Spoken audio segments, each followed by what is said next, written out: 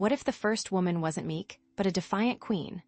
Lilith, whispered demon or goddess robbed of her crown, uncover the forbidden story of her rebellion against heaven and her descent into becoming hell's darkest queen. Today, we explore Lilith, not just as a demon lurking in the shadows of religious texts, but as a powerful figure whose story reflects humanity's evolving understanding of female strength, autonomy, and the fear it can inspire. From ancient Mesopotamia, where whispers of her origins first emerged, to the modern feminist movement, which has reclaimed her as a symbol of empowerment, we'll trace Lilith's complex evolution through history. This transformation into the Queen of Hell reveals deep-seated anxieties about female independence and sexual liberation that continue to shape societal norms and influence how powerful women are perceived even today. You'll discover Lilith's pre-Hebrew origins, exploring her potential roots as a Mesopotamian deity long before the tales of Adam and Eve were etched into religious canon. We'll uncover her controversial role in Kabbalistic mysticism, where she is both feared and revered as a powerful force of chaos and creation. You'll also learn how Lilith has been reclaimed as a potent symbol of female empowerment in modern times, representing sexual liberation, defiance against patriarchal norms, and the reclaiming of female rage. Stay until the end to learn why Lilith remains such a potent and controversial figure, and what her enduring story teaches us about power, gender, and the narratives that shape our world. This video will demonstrate how Lilith's demonization serves as a powerful case study in the historical suppression of female agency, illustrating how societies have often reinterpreted strong, independent women as monstrous figures to maintain patriarchal control. Understanding Lilith's story is crucial because it reveals the insidious ways in which patriarchal societies manipulate narratives to maintain power, control female sexuality, and suppress any challenge to male dominance. By understanding Lilith, we begin to understand how many other women have been demonized through history and continue to be demonized today. Now, you might be thinking this is just ancient folklore, a relic of a bygone era with no relevance to modern life. But Lilith's story continues to resonate powerfully in contemporary feminist thought, modern occult practices, and even popular culture, where she appears as a complex and often misunderstood figure. We've all seen how strong women are often labeled as difficult, aggressive, or even bitchy, simply for asserting their authority and independence, and Lilith's story provides a crucial historical context for this persistent phenomenon. Her story has inspired countless books, artworks, films, and interpretations, proving her impact on our collective consciousness. So, let's dive in and explore the ancient origins of the woman who became Hell's darkest queen. To truly uncover the story of Lilith, Hell's darkest queen, we must first journey back millennia before the Hebrew texts that cemented her infamy. We begin by exploring the intriguing possibility that Lilith's origins predate the biblical narrative, and can be found as a powerful goddess or spirit in the ancient, cradle of civilization cultures of Mesopotamia. The whispers from the sands of time suggest that her initial depiction was far from that of a demon, instead portraying a more ambiguous and complex figure, associated with fertility, childbirth, and, most significantly, female autonomy, a facet of her character that would become twisted and demonized in later traditions. To understand these whispers, we must look to the historical background of ancient Mesopotamia, the land between the rivers Tigris and Euphrates, where civilization first took root. Sumerian and Babylonian mythology teemed with powerful female deities and spirits, reflecting the reverence for the feminine principle in these early societies. Figures such as Ishtar, known as Inanna to the Sumerians, were goddesses of love, war, and fertility, embodying both nurturing and destructive aspects. Ishtar was a deity capable of great compassion and terrible wrath. Her dual nature reflected the understanding that creation and destruction, love and war, were intertwined aspects of existence. Yet within this pantheon of powerful goddesses, darker figures lurked, shadowy entities that represented the anxieties and fears of the time. These figures, the precursors to Lilith, were feared for their association with the disruption of the patriarchal social order and their perceived threat to the established norms of Mesopotamian society. Among these entities, the LILITH and Ardent Lily stand out as significant figures in Mesopotamian demonology. These names, etched onto clay tablets and whispered in incantations, evoke images of nocturnal creatures, seductive yet dangerous, forever linked to the darkness and the liminal spaces between worlds. The LILITH and Ardent Lily were believed to be spirits or demons who preyed on men in their sleep, causing terrifying nightmares and sapping their strength. More alarmingly, they were seen as threats to pregnant women and vulnerable infants, held responsible for miscarriages and infant mortality. These demons were feared for their ability to disrupt the natural order of life, attacking at its most vulnerable points, threatening the continuation of families and lineages. Their association with the night, the wilderness, and liminal spaces further emphasized their existence outside the boundaries of civilized society, existing as forces of chaos and disruption that threatened the stability of Mesopotamian culture. Unlike the more benevolent female deities, these entities were disruptive and dangerous, embodying the fears and anxieties of a society struggling to understand the forces of nature and the fragility of human life. But what exactly were the LILITH and Ardent Lily? Based on the fragmented accounts from ancient texts and archaeological evidence, these entities were considered to be a class of spirits or demons rather than singular beings. The LILITH, often depicted with wings and talons, was believed to roam the night, seeking out men to seduce and drain their life force. The Ardent Lily, meaning maid of the night, was seen as a more vengeful spirit, haunting those who had scorned her or broken their vows. Both were believed to target pregnant women and infants, causing illness, miscarriage, and death. Amulets and incantations were created to ward off these evil spirits. These protective measures reveal the extent of the fear and anxiety surrounding these figures. They were associated with the untamed aspects of female sexuality, embodying a dangerous allure that threatened to undermine the patriarchal social order. The LILITH and Ardent Lily haunted the edges of Mesopotamian society, embodying the fear of the unknown and the uncontrollable forces of nature that could disrupt human lives. For example, countless incantations and amulets have been unearthed from Mesopotamian archaeological sites, each designed to ward off the LILITH and Ardent Lily. One incantation reads, "Great is the curse, may it fall upon LILITH. May she not approach my house. May she not approach my wife." This reveals the direct fear and the clear intent to protect the home and family from these entities. Amulets, often made of clay or stone, were inscribed with protective symbols and spells, and were worn by pregnant women and placed in children's cradles. Specific passages from Mesopotamian texts describe their characteristics and activities in chilling detail, such as descriptions of Lilith's seductive whispers that drove men mad, or Ardent Lily's vengeful attacks on those who had wronged her. Stories and myths, passed down through generations, recounted encounters with these demons, highlighting their seductive powers and the devastating consequences for those who succumbed to their allure.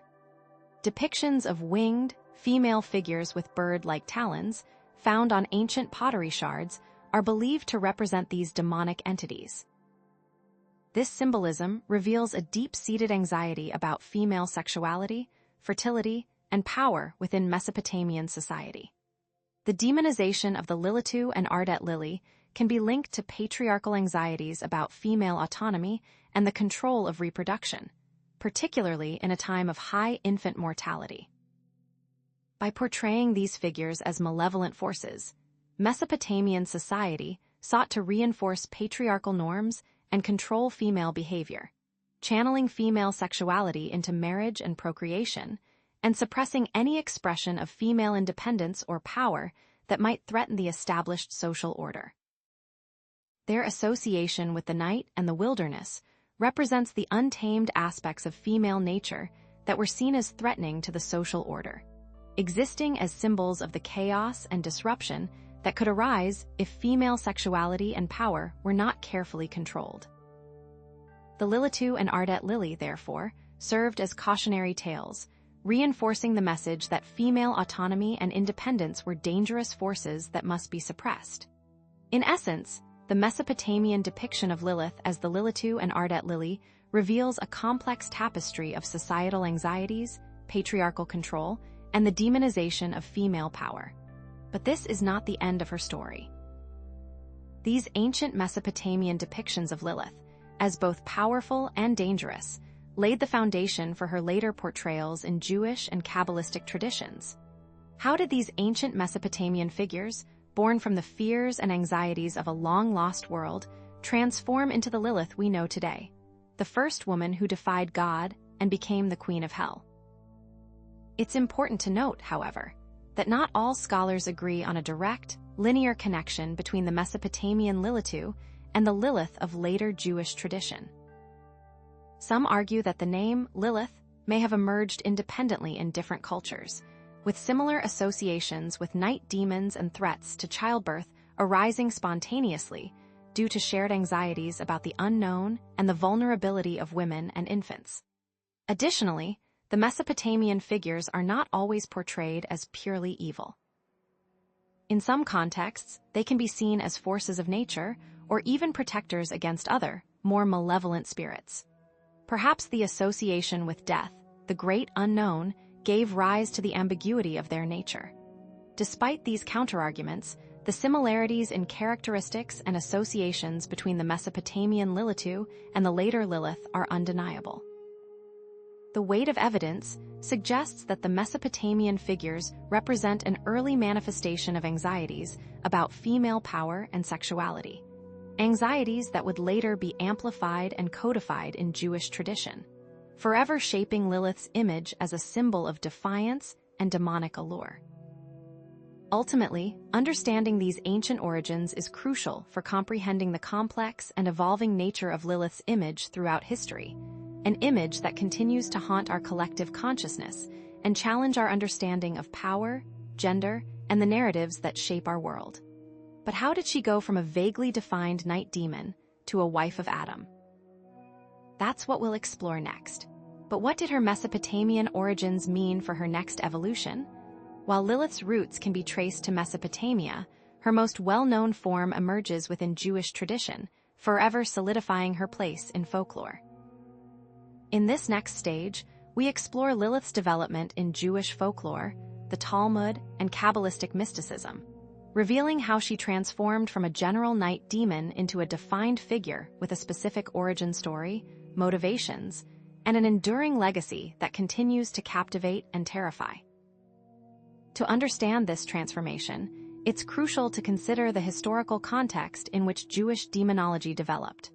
During the Second Temple period, roughly 515 BCE to 70 CE, Jewish culture was heavily influenced by surrounding cultures, including Persian, Babylonian, and Greek traditions.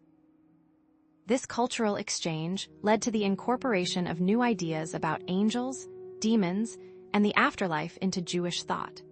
Written texts like the Talmud and the Kabbalah emerged, incorporating and expanding upon earlier folklore, solidifying many previously loosely held beliefs.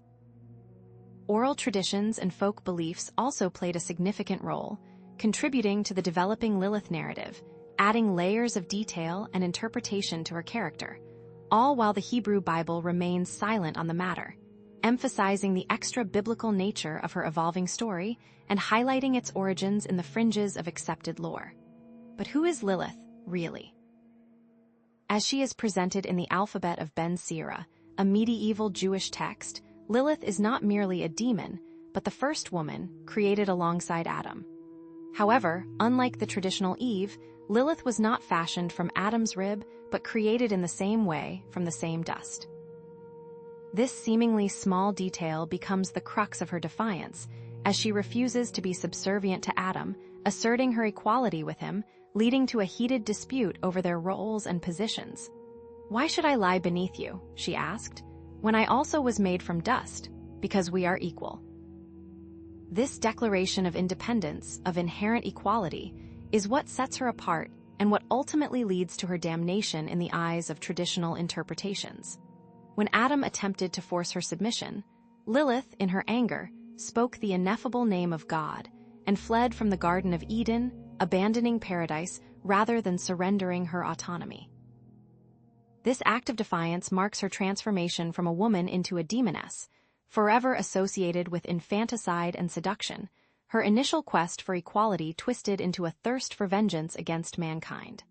This version of Lilith, the defiant first woman, is detailed in the alphabet of Ben Sira, specifically describing her creation, her dispute with Adam, and her subsequent departure.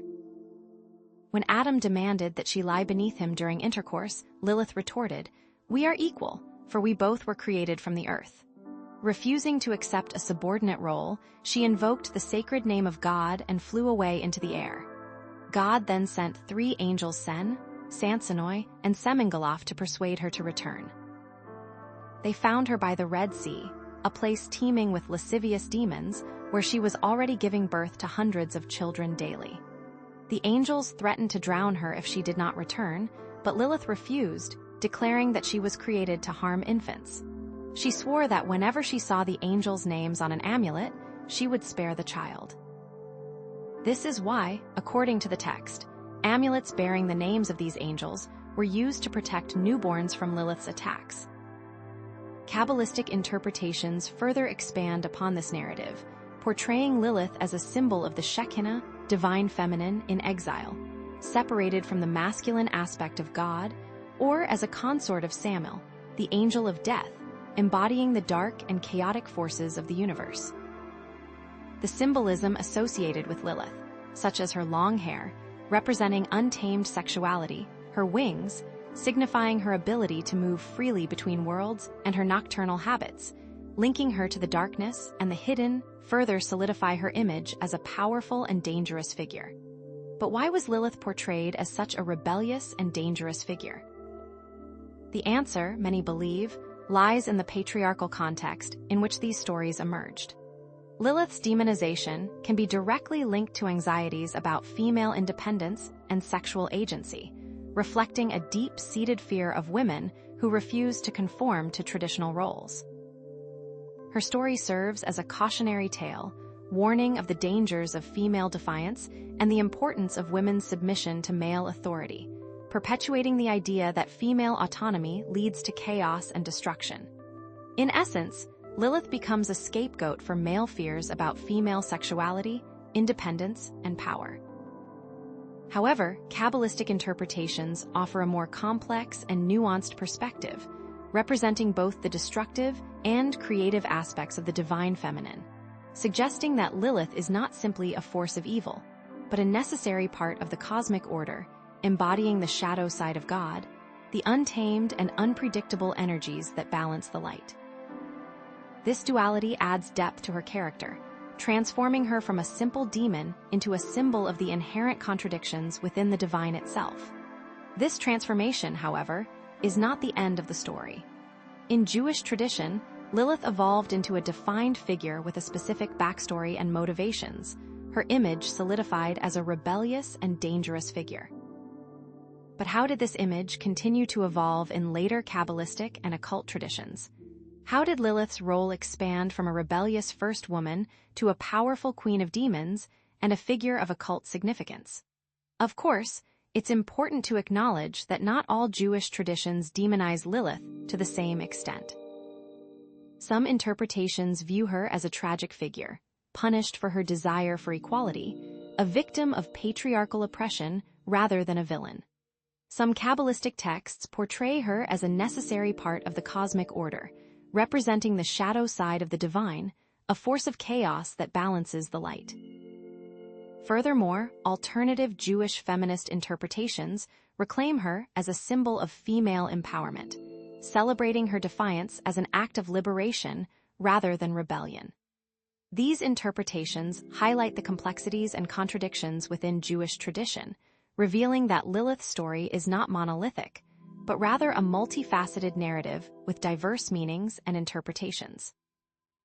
Despite these varying interpretations, the dominant image of Lilith within Jewish tradition remains that of a rebellious and dangerous figure who challenges patriarchal norms. Her demonization in Jewish folklore reflects deeper anxieties about female power, sexuality, and the disruption of social order, fears that have shaped her image for centuries.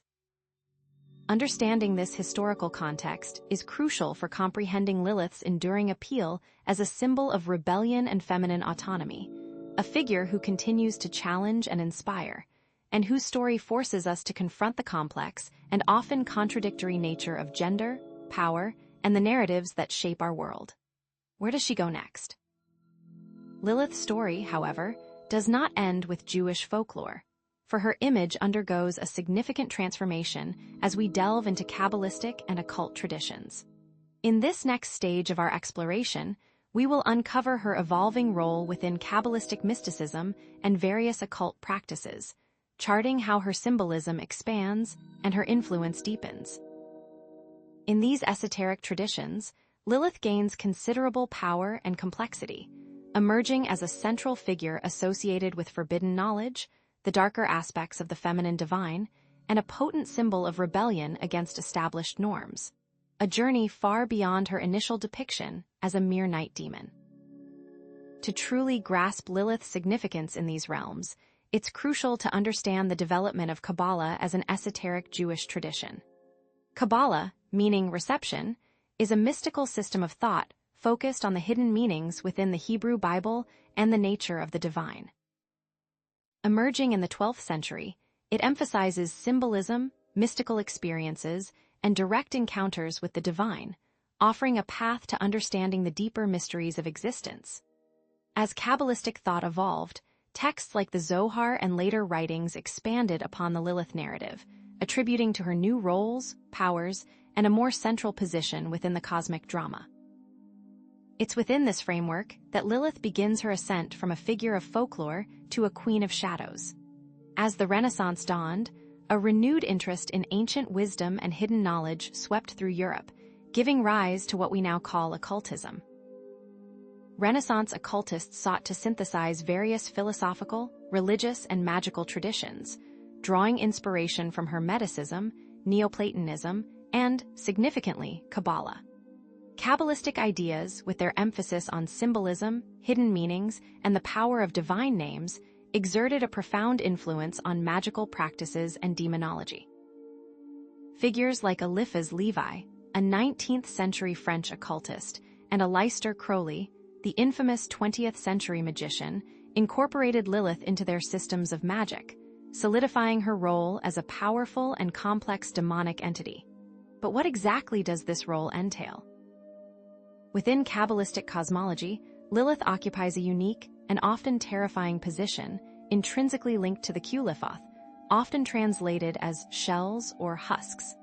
The Qliphoth represent the negative or unbalanced forces emanating from the Sephirot, the 10 emanations of divine energy in the Kabbalistic tree of life. Lilith is often associated with the dark side of this tree, embodying the chaos and unbridled energy that exists outside the realm of divine order. Furthermore, she is often described as the consort of Samael, the angel of death, forming a powerful and destructive union. Together, they are considered the progenitors of demons, the source of all that is impure and unholy. In occult tradition, Lilith's powers and attributes are formidable. She is believed to possess the ability to grant forbidden knowledge, control spirits, inspire lust, and incite chaos. She represents the untamed aspects of female nature, hidden emotions, and repressed desires, making her a dangerous yet alluring figure for those who seek power beyond the boundaries of conventional morality. Specific passages from the Zohar vividly depict Lilith's role in the cosmic order, painting her as a creature of immense power and dark allure. The Zohar describes her dwelling in the abyss, a place of primordial chaos and unformed matter, from which she emerges to tempt and corrupt mankind. It details her relationship with Samael, portraying them as two halves of a single, destructive force, constantly seeking to undermine the divine plan. Occult rituals and practices provide further evidence of Lilith's enduring presence. Some practitioners invoke her for empowerment, seeking to tap into her untamed energy and assert their own will. Others summon her for seduction, hoping to harness her power over desire. Still others seek revenge, calling upon her to unleash her destructive forces against their enemies. These rituals, often shrouded in secrecy and conducted under the cover of darkness, demonstrate the continued belief in Lilith's power and her ability to influence human affairs. In occult art and literature, Lilith is often depicted as a beautiful and seductive woman, adorned with snakes and other symbols of power. She is often shown with long, flowing hair, representing her untamed sexuality, and wings, symbolizing her ability to move freely between worlds.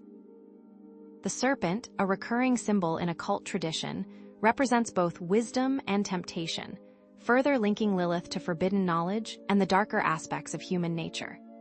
The moon, with its cyclical phases and association with the night, symbolizes her connection to the hidden, the subconscious, and the ever-changing tides of emotion. But why did Lilith become such a prominent figure in Kabbalistic and occult traditions? Her rise to prominence can be attributed to several factors, key among them her representation of a powerful and independent female force, particularly fascinating to those who felt marginalized by traditional patriarchal religious structures. In many ways, Lilith embodies a challenge to the established order, a rejection of subservience, and a celebration of female autonomy. Her association with the Qliphoth can be interpreted as symbolizing the importance of confronting and integrating the shadow side of the self. Just as the Tree of Life represents the divine and the orderly, the Qliphoth represent the chaotic and the untamed. By acknowledging and integrating these darker aspects of our being, we can achieve a more complete and balanced understanding of ourselves and the world around us. Lilith, therefore, becomes a guide, albeit a dangerous one, on the path to self-discovery.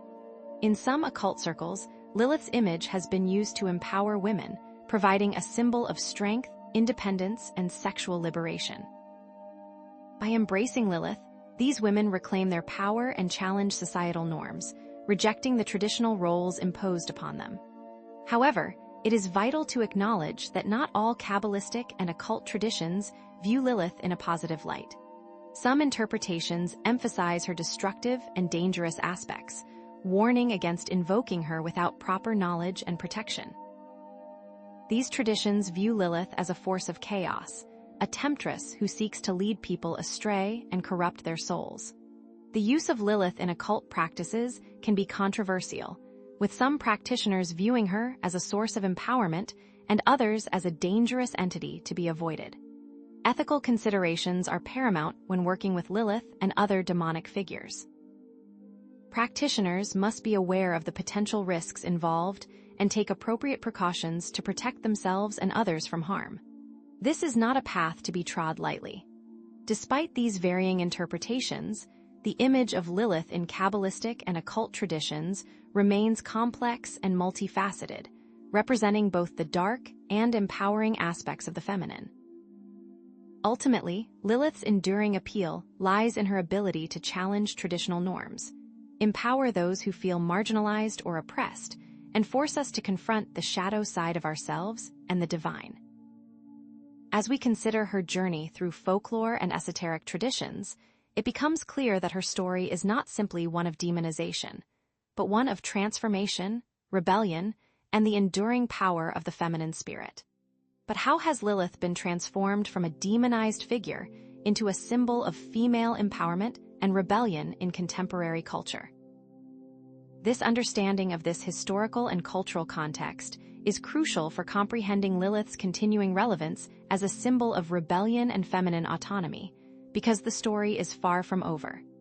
Lilith's journey through folklore, Kabbalistic mysticism, and occult practices reveals a complex figure, but her transformation doesn't end there. What if this ancient demon, once feared, has become a symbol of female strength and liberation? This section explores the radical reinterpretation of Lilith as an icon of female empowerment, examining how feminist and neo-pagan movements have reclaimed her, transforming her from a demonized figure into a symbol of female autonomy and rebellion, hinting at the surprising ways in which Lilith's original demonization has been flipped to represent strength, independence, and sexual liberation in modern contexts. To fully understand this transformation, we must first consider the historical context that fueled it, beginning with the rise of second-wave feminism in the 1960s and 70s. This era witnessed a surge of activism and intellectual inquiry, challenging patriarchal structures and reevaluating historical female figures. Feminist scholars began to question traditional narratives that had marginalized or demonized women, seeking to reclaim their stories and celebrate their contributions to history. Simultaneously, the emergence of neo-paganism provided an alternative spiritual path that emphasized goddess worship, female spirituality, and the rejection of traditional Abrahamic religions. These movements sought to reclaim marginalized figures from history and mythology, offering alternative interpretations of their stories, rejecting traditional interpretations and hierarchies that had long relegated women to subordinate roles. Key feminist thinkers like Judith Plaskow and LILITH author Barbara Black-Koltov, along with neo-pagan figures such as Zuzana Budapest, contributed significantly to the reinterpretation of Lilith, challenging traditional demonized accounts and offering alternative perspectives that highlighted her strength, independence, and defiance of patriarchal norms. This historical intersection of feminism and neo-paganism provided fertile ground for the reclamation of Lilith, transforming her into a symbol of female empowerment and rebellion. Within feminist and neo-pagan thought, Lilith embodies female autonomy, self-determination, and resistance to male dominance. She is no longer solely a demon of the night, but a symbol of female sexuality, freedom from patriarchal constraints, and the celebration of the female body. Lilith challenges traditional notions of good and evil, embracing the dark side of female nature, including anger, assertiveness, and sexual desire, aspects of womanhood that have been historically suppressed or condemned. This contrasts sharply with the traditional demonized image of Lilith in religious texts and folklore, where she is portrayed as a dangerous seductress, a child-killing demon, and a threat to male authority. The feminist and neo-pagan interpretation, however, rejects these negative stereotypes, recasting Lilith as a powerful and independent figure who refuses to be controlled or defined by men, celebrating her defiance of Adam and her decision to leave the Garden of Eden as an act of self-liberation. In this context, Lilith becomes a symbol of female agency, encouraging women to embrace their own desires, assert their own needs, and reject societal expectations that limit their potential. Examples of feminist and neo-pagan writings featuring Lilith abound, showcasing her transformation from demon to icon. Essays, poems, and rituals celebrate her defiance of Adam and her refusal to submit to his authority. Women invoke Lilith in modern witchcraft practices for empowerment, healing, and self-discovery, seeking her guidance in overcoming patriarchal oppression and embracing their own inner strength. Artwork and imagery depict Lilith as a powerful and independent female figure, often portrayed with wings, snakes, or other symbols of power, her gaze defiant, her posture strong, embodying a sense of self-assuredness and independence. In feminist activism and protests, Lilith appears as a symbol of resistance against oppression, a figure who inspires women to challenge injustice and fight for equality. One striking example is the use of Lilith imagery in protests against restrictive abortion laws, where she represents female reproductive autonomy and the right to control one's own body. These examples demonstrate the potent symbolism that Lilith has acquired within feminist and neo-pagan circles, transforming her from a figure of fear to a source of inspiration and empowerment. But what is the significance of Lilith becoming such a potent symbol for feminists and neo-pagans? Her story resonates deeply with women who have experienced patriarchal oppression and marginalization, offering a powerful narrative of resistance and self-assertion. Her defiance of Adam and God can be interpreted as a metaphor for women's struggle for equality and self-determination, a rejection of the traditional roles and expectations imposed upon them by patriarchal societies. Lilith's association with the dark side allows women to embrace their anger, sexuality, and other emotions that are traditionally suppressed, providing a space for them to express their full range of human experience without shame or guilt. This empowerment allows a safe exploration of anger. Lilith is not a figure for blind rage, but rather righteous fury against injustice and inequality, and the symbol becomes a lightning rod for justified anger, enabling those who feel marginalized to channel their emotions into action. Lilith's transformation from demon to icon represents a profound shift in cultural attitudes towards female power and sexuality, challenging traditional narratives and offering alternative interpretations that celebrate female autonomy and agency. This reinterpretation, however, has significantly impacted Lilith's presence in modern pop culture and media.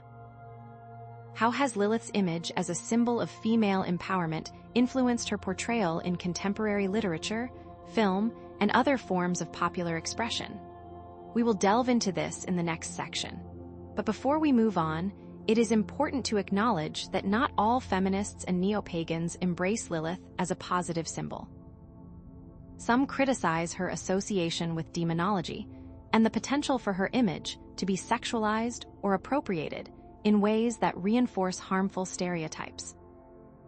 They worry about inadvertently perpetuating the demonization of female sexuality that Lilith's story was initially used to enforce, and some feminist and neo-pagan practitioners prefer to focus on other female figures who are not associated with such a dark or controversial past.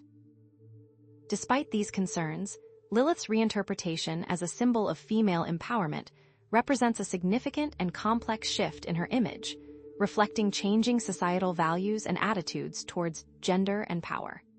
Her enduring appeal lies in her ability to challenge traditional norms, empower marginalized individuals, and represent the untamed aspects of the feminine spirit. Understanding this transformation is crucial for comprehending Lilith's continuing relevance as a symbol of rebellion, autonomy, and female strength. Moreover, ethical considerations are involved in working with Lilith and other figures who have been historically demonized. Is it possible to reclaim a figure without also inadvertently reinforcing the negative stereotypes associated with her? This question remains a subject of ongoing debate within feminist and neo-pagan communities. So, as we prepare to move on, consider for yourself if all of these reinterpretations and transformations might be more than just symbolic. Having explored the feminist and neo-pagan reclamation of Lilith, to see how this shift plays out, we must examine her prominent role in modern pop culture. From literature and film to music and video games, Lilith's presence is undeniable. But what does this widespread fascination reveal about our evolving perceptions of female power, sexuality, and rebellion?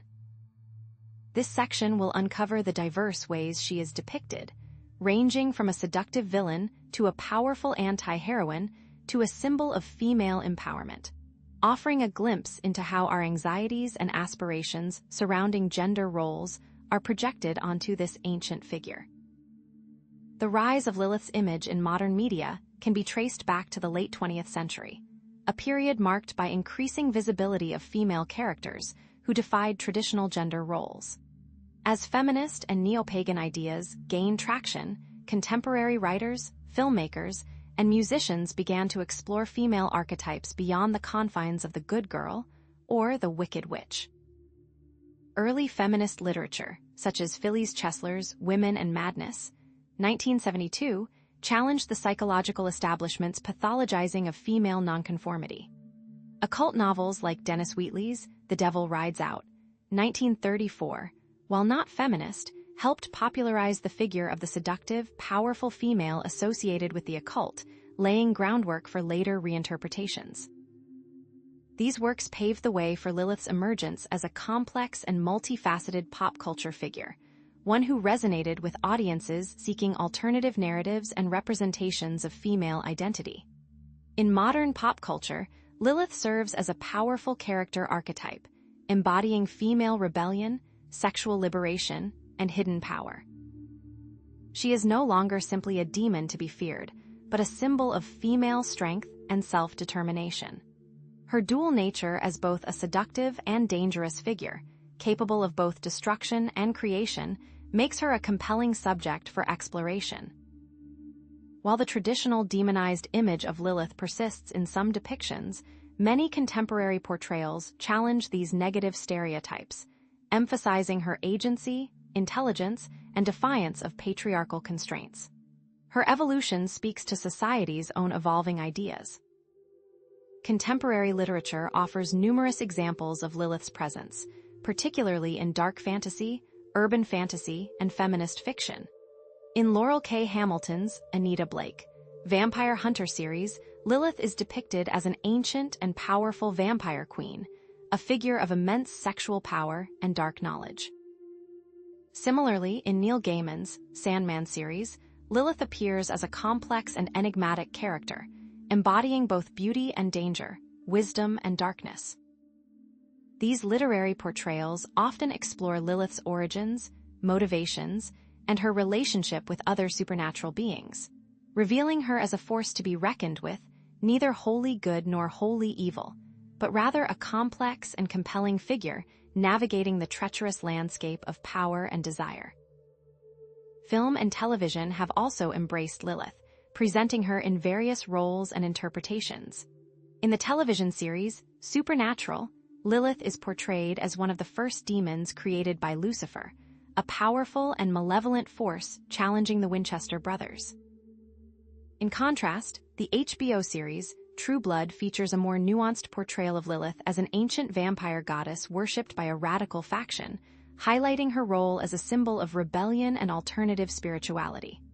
Horror films like Lilith, 2018, delve into the psychological aspects of her myth, exploring themes of female identity, sexuality, and the dark side of human nature. Her character is now seen as an exploration of the shadow self. Lilith's influence extends to the realm of music, where she serves as a powerful symbol for gothic rock, metal, and neo-pagan artists. Bands like Type O Negative and Cradle of Filth have referenced Lilith in their lyrics, exploring themes of darkness, sexuality, and the occult. Neo-pagan musicians often invoke Lilith in their rituals and performances, celebrating her as a goddess of female empowerment and sexual liberation.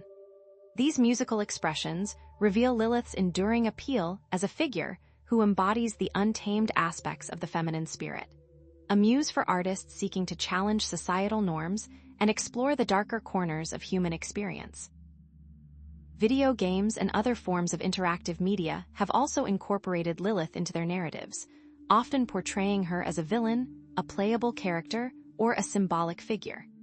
In the Diablo franchise, Lilith is a major antagonist, a powerful demon who seeks to corrupt humanity, her motivations complex, driven by a desire for power and a twisted vision of a better world. In other games, Lilith appears as a playable character, allowing players to embody her strength, cunning, and magical abilities, offering a unique perspective on her story and motivations. These interactive portrayals engage players in exploring Lilith's character, making choices that shape her destiny and allowing them to grapple with the complex themes she represents, making Lilith a digital icon. But why has Lilith become such a popular figure in modern pop culture? Her story resonates with contemporary audiences, particularly women, who find in her a reflection of their own struggles for autonomy, self-expression, and recognition. Her defiance of Adam and her refusal to submit to male authority serve as a powerful symbol of resistance against patriarchal norms, inspiring individuals to challenge traditional expectations and embrace their own unique identities. Her association with the dark side allows for exploration of suppressed emotions and desires, offering a space to express the full range of human experience without shame or guilt. This resonance is very similar to the popularity of other villains in our culture. These various depictions are reflections of changing societal attitudes towards gender, sexuality, and power, and her image is used to challenge traditional norms, empower marginalized individuals, and explore complex themes of good and evil. She is more than a monster, she's a mirror. Lilith's persona is used to explore the many facets of femininity, and therefore is relatable to anyone who has felt like an other. But is this all there is to her enduring presence?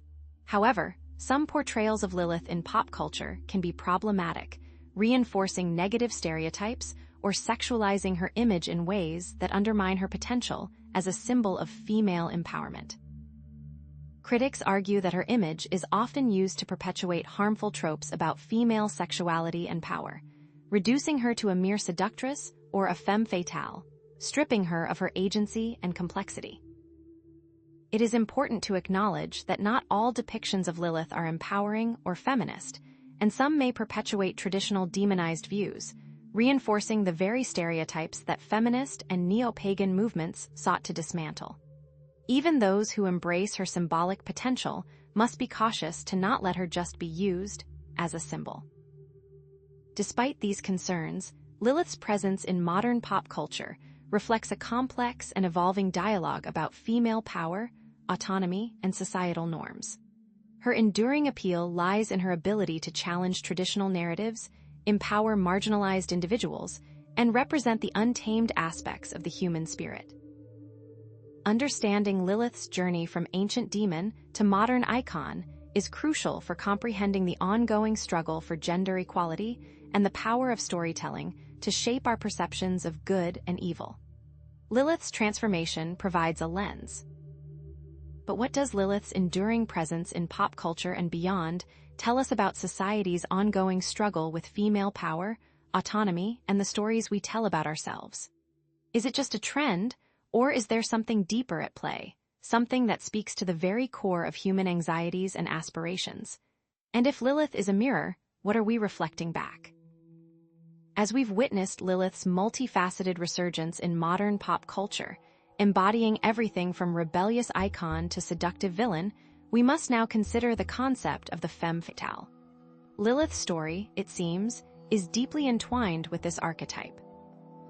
This section will peel back the layers of the femme fatale, tracing its shadowy origins and its pervasive presence in art, literature, and mythology. But what darkness lurks beneath this captivating archetype? What societal anxieties does it reflect? And how does it connect back to the demonization of female power that has haunted Lilith's narrative for millennia? The femme fatale, a figure both alluring and treacherous, did not spring forth from a cultural vacuum. Her roots lie tangled in the ancient narratives of seductive and dangerous women who grace the mythologies of bygone eras. Consider the sirens of Greek legend, whose enchanting songs lured sailors to their doom, or the captivating temptresses woven into the rich tapestry of ancient Near Eastern tales, their beauty masking deadly intentions. Through the ages, this archetype evolved, weaving its way through the elegant verses of medieval literature, the opulent canvases of Renaissance art, and the brooding dramas of 19th-century Romanticism. As societal roles for women underwent seismic shifts in the late 19th and early 20th centuries, anxieties surrounding female emancipation intensified, thrusting the femme fatale into the limelight. This culminated in the rise of film noir during the 1940s and 50s, solidifying the femme fatale as a central, irresistible, and often deadly figure in the landscape of popular culture. But what truly defines a femme fatale? More than just a pretty face, she is a master of seduction, a manipulator of hearts, possessing an intelligence that rivals her beauty and an independence that sets her apart from societal norms. The femme fatale wields her sexuality and charm as weapons, bending men to her will, often leading them down paths of ruin and destruction. She is draped in moral ambiguity, blurring the lines between saint and sinner, captivating and corrupting in equal measure. Unlike the innocent maiden or the nurturing mother, the femme fatale stands as a transgressive figure, daring to defy convention and challenge the very foundations of societal expectations. History and mythology offer a rogues gallery of femme fatales, each leaving a trail of shattered lives and broken hearts in their wake. Eve, with her fateful bite of the forbidden fruit, brought about the downfall of humanity. Helen of Troy, whose face launched 1,000 ships, ignited the Trojan War, plunging nations into chaos. Salome, whose dance of the 7 veils led to the beheading of John the Baptist, wielded her sexuality as a weapon of political manipulation. Delilah, with her honeyed words and cunning betrayal, stripped Samson of his strength, delivering him into the hands of his enemies. Art history, too, is replete with depictions of femme fatales, their seductive and dangerous qualities captured in breathtaking detail. Gustav Klimt's Judith, a symbol of female power and revenge, embodies the alluring yet deadly nature of the archetype. Gustave Moreau's Salome, dripping with jewels and sensuality, depicts the biblical temptress in all her captivating and destructive glory. These images immortalize the femme fatale and perpetuate the archetype, keeping the dark fantasy alive. Film noir, with its smoky shadows and morally ambiguous characters, provided the perfect backdrop for the femme fatale to thrive. Barbara Stanwyck in Double Indemnity and Mary Astor in The Maltese Falcon epitomize the cunning and ruthlessness of the archetype, using their charm to manipulate unsuspecting men. Even modern literature, film, and television continue to explore the femme fatale, presenting her in new and intriguing ways. But the underlying message is the same: proceed with caution. But why has society consistently conjured up the femme fatale archetype throughout history? What psychological needs does she fulfill, and what societal anxieties does she reflect? Perhaps the femme fatale serves as a vessel for male anxieties surrounding female power, sexuality, and independence, a projection of their fears onto the female form.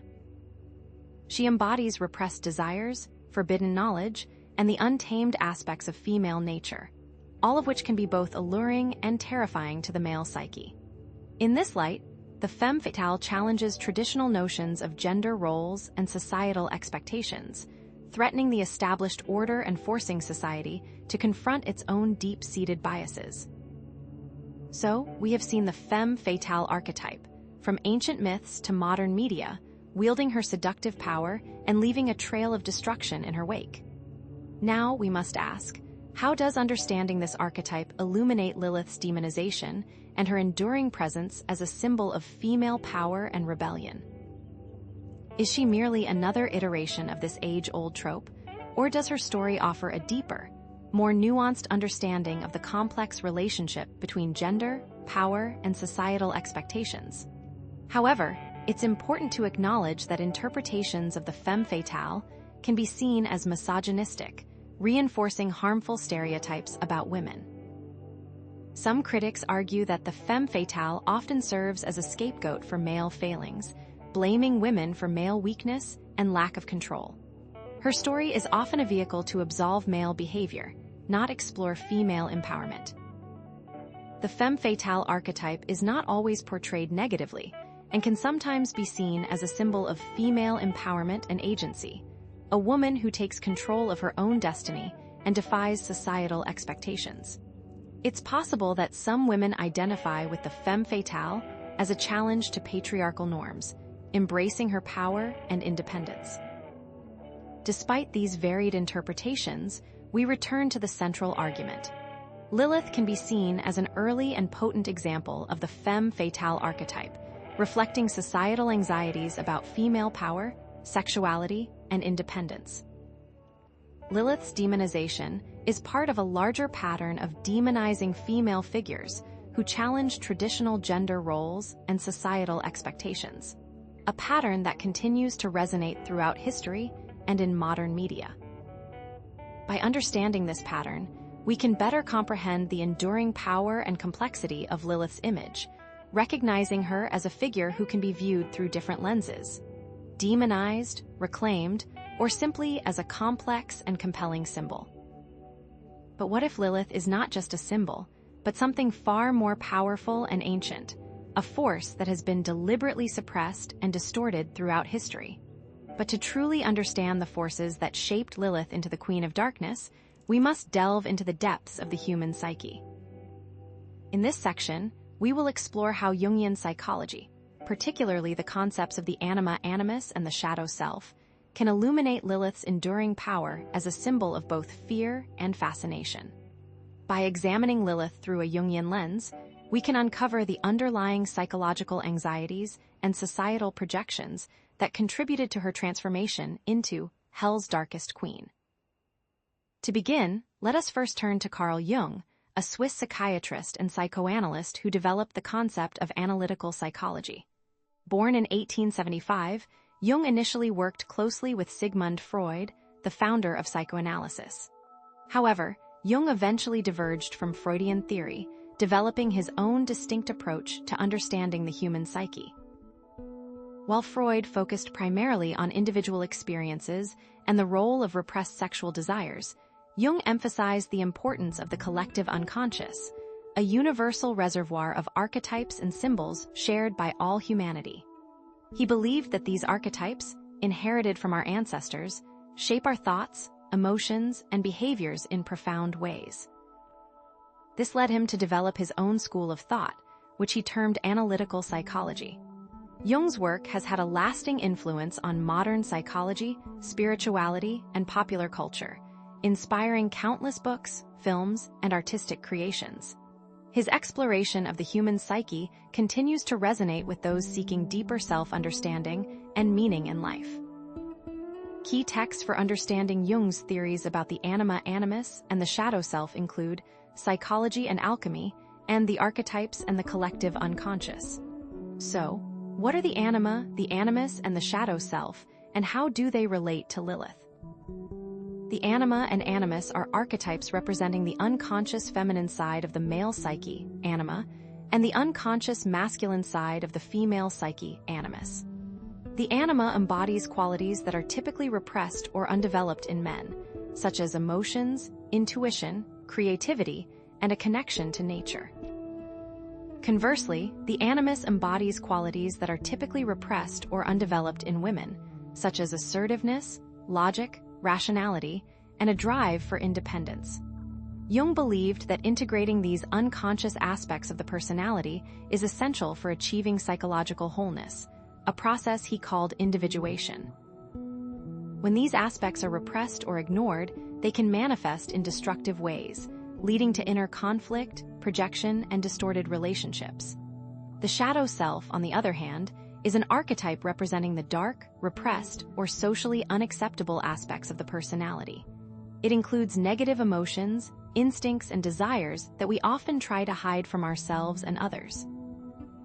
These can include aggression, selfishness, envy, and greed. The shadow self is often projected onto others, leading to prejudice, scapegoating, and demonization, a theme that, as we've seen, is very present in the Lilith mythos. For example, Lilith embodies aspects of the anima, representing the untamed, emotional, and intuitive side of the male psyche that is often repressed or feared. In some Jewish folklore, she is portrayed as a seductive and dangerous figure who threatens newborn babies, reflecting male anxieties about female sexuality and the power of the feminine. This can be seen as a projection of the shadow self, where men project their own repressed desires and fears onto Lilith, demonizing her as a monstrous figure. However, Lilith also embodies the animus, representing female empowerment and assertiveness. In many modern interpretations, she is seen as a symbol of female independence, sexual liberation, and rebellion against patriarchal oppression. Feminist scholars have reclaimed Lilith as a powerful figure who refused to submit to Adam's dominance, challenging traditional gender roles and advocating for female autonomy. Furthermore, Lilith embodies the shadow self, representing repressed desires, forbidden knowledge, and the destructive aspects of human nature that are often projected onto women. Her association with sexuality, magic, and the night makes her a symbol of the dark and untamed aspects of the psyche. In this sense, Lilith becomes a repository for societal fears and anxieties, embodying everything that is considered unacceptable or taboo. This projection of the shadow self onto Lilith is precisely what contributed to her demonization in patriarchal societies. As a figure associated with female sexuality, independence, and rebellion, she challenged traditional gender roles and threatened male dominance, leading to her portrayal as a monstrous figure. Her refusal to submit to Adam's authority in the Garden of Eden, as described in some accounts, can be interpreted as a rejection of patriarchal control and a demand for equality. This act of defiance, viewed as a threat to the established order, led to her being demonized as a rebellious and dangerous force. However, Lilith's appeal as a symbol of female empowerment stems from her embodiment of the anima animus, allowing women to connect with their own repressed qualities and challenge societal expectations. By embracing their inner assertiveness, independence, and sexuality, women can reclaim their power and defy patriarchal norms. Understanding Lilith through a Jungian lens helps us grasp the enduring power of archetypes and their influence on our perceptions of gender, power, and morality. What if these ingrained archetypes are the real reason Lilith has been so demonized? Having explored the Jungian interpretation of Lilith, we can see how she embodies the anima animus and the shadow self, reflecting deeper psychological anxieties and societal projections. But this psychological understanding also connects to Lilith's modern veneration in some occult circles, where she is seen as a guide to exploring the shadow self and reclaiming female power. How has Lilith become a figure of veneration for those seeking to explore the darker aspects of the human psyche and challenge traditional moral boundaries? However, it's crucial to acknowledge that the Jungian approach has its limitations and may not fully explain all aspects of Lilith's complex and evolving image. Alternative psychological interpretations, such as feminist psychology or social constructionism, may offer different perspectives on Lilith's demonization and her appeal as a symbol of rebellion. For example, feminist psychology emphasizes the role of social and cultural factors in shaping gender identity and experiences, arguing that Lilith's demonization is a result of patriarchal power structures and societal norms that seek to control and suppress female sexuality and autonomy.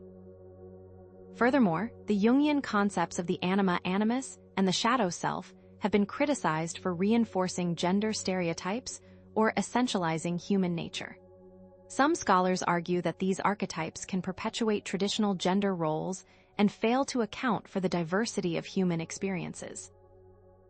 It is also important to note the potential for misinterpreting or appropriating Jungian ideas in ways that undermine their original intent. Despite these limitations, the Jungian perspective provides valuable insights into the psychological underpinnings of Lilith's demonization and her enduring symbolic power. In the end, Lilith's image as a figure who embodies both light and darkness, rebellion and seduction, reflects the complexities of the human psyche and the ongoing struggle to integrate our shadow selves. Understanding these psychological dimensions is crucial for comprehending Lilith's continuing relevance as a symbol of female power, autonomy, and the exploration of the human psyche's depths. But what happens when this exploration moves from the realm of psychology into the practice of occult veneration?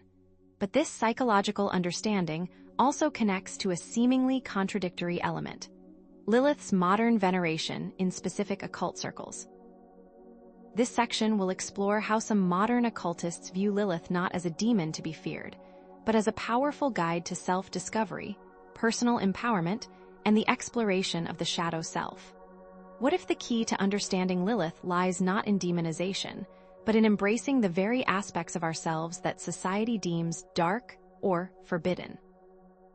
Be warned, the practices we are about to discuss are controversial, involving the intentional embrace of what some consider the dark side and challenging traditional moral boundaries.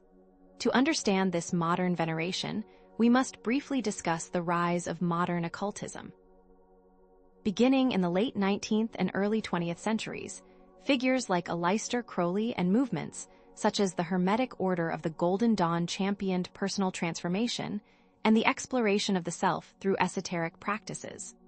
This modern occultism often focuses on personal empowerment, the integration of shadow aspects, and the challenging of societal norms. Some occultists draw upon Kabbalistic, Gnostic, and other esoteric traditions to develop their practices, reinterpreting Lilith as a central figure. The growing accessibility of occult knowledge through the internet and social media has also facilitated the spread of Lilith-focused practices, connecting practitioners worldwide and creating a vibrant online community. Within modern occultism, Lilith is often defined not as a malevolent demon, but as a guide to the shadow self, a facilitator of confronting and integrating repressed aspects of the psyche. She is seen as a source of personal empowerment, particularly for women seeking to reclaim their sexuality, assert their independence, and challenge patriarchal norms. Lilith's association with forbidden knowledge and the breaking of societal taboos suggests that she offers access to hidden truths and unconventional wisdom. It is essential to distinguish between the diverse approaches to working with Lilith in occultism, ranging from formal ritual invocation to personal meditation, shadow work, and creative expression. But in each of these practices, Lilith serves as a mirror, reflecting back to the practitioner the aspects of themselves they have long denied or suppressed. What do these practices look like in reality? One example involves ritual invocation, where practitioners call upon Lilith to enter their consciousness, seeking her guidance and wisdom. These invocations often involve specific chants, sigils, and offerings, creating a sacred space for communication with the deity. In these rituals, Lilith is often perceived as a powerful and seductive figure, radiating both beauty and danger. Another common practice involves meditation, where individuals visualize Lilith as a source of strength and empowerment, connecting with her energy to unlock their inner potential. Some practitioners also engage in dreamwork, seeking insights from Lilith through their dreams. Testimonials from occult practitioners often describe profound experiences of self-discovery, emotional healing, and personal transformation through their work with Lilith. For example, some women report feeling more confident and assertive in their relationships and careers after working with Lilith, while others describe overcoming deep-seated trauma and embracing their sexuality. As one practitioner wrote, "Lilith helped me to embrace the parts of myself I had always been taught to hide. She showed me that my power lies in my darkness and that I am not ashamed to be who I am." The question remains, why has Lilith become such a popular figure for veneration in modern occult circles? Her image resonates with individuals seeking personal transformation, empowerment, and a deeper understanding of their own psyches. She challenges traditional moral boundaries and societal expectations, offering an alternative path to self-discovery and spiritual growth. Her association with the shadow self also represents the importance of confronting and integrating our dark side, rather than repressing or denying it. It is as if, by embracing Lilith, practitioners are granting themselves permission to explore the full spectrum of their being without judgment or shame. But is this a dangerous game? This brings us to the potential dangers and ethical considerations involved in working with Lilith and other demonic figures. While the veneration of Lilith can be empowering and transformative for some, it is important to acknowledge that it is also controversial and not universally accepted. Some critics view it as dangerous or misguided, warning against the potential for psychological harm or spiritual corruption. They argue that working with demonic figures can lead to obsession, delusion, and even mental illness. Some occultists prefer to work with other figures or traditions that they consider more ethical or aligned with their values, believing that Lilith's energy is too intense or unpredictable. Furthermore, there is the potential for misinterpreting or romanticizing Lilith's image, overlooking the darker aspects of her story and the importance of responsible practice. As with any powerful force, working with Lilith requires caution, respect, and a deep understanding of the self. Despite these counterarguments, Lilith's veneration in modern occultism represents a complex and evolving phenomenon, reflecting changing attitudes towards the shadow self, personal empowerment, and traditional moral boundaries. Ultimately, Lilith's enduring appeal lies in her ability to challenge traditional norms, empower marginalized individuals, and represent the untamed aspects of the human spirit, offering a path to self-discovery and personal transformation. To truly understand, Lilith is to understand our own internal conflicts, the power of rebellion, and the seductive allure of the unknown. Understanding this trend is crucial for comprehending Lilith's continuing relevance as a symbol of rebellion, autonomy, and the ongoing search for meaning in a world that often feels chaotic and uncertain. But what are the long-term consequences of embracing this path? And what does Lilith's enduring story teach us about power, gender, and the human search for meaning? But as we've seen, This veneration also invites intense debate and cautionary warnings. Are there inherent dangers and ethical considerations in engaging with a figure historically demonized and associated with the shadow self? This section will explore the potential pitfalls of working with Lilith, addressing concerns about psychological harm, spiritual corruption, and the potential for misinterpreting or romanticizing her image. We'll uncover why a responsible and informed practice is crucial, emphasizing the importance of self-awareness, ethical boundaries, and a clear understanding of the potential consequences when walking this shadowed path.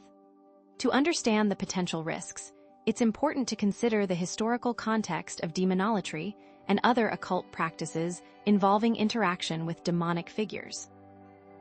Traditional religious and esoteric systems often issue stern warnings against such practices, emphasizing the potential for spiritual and psychological harm.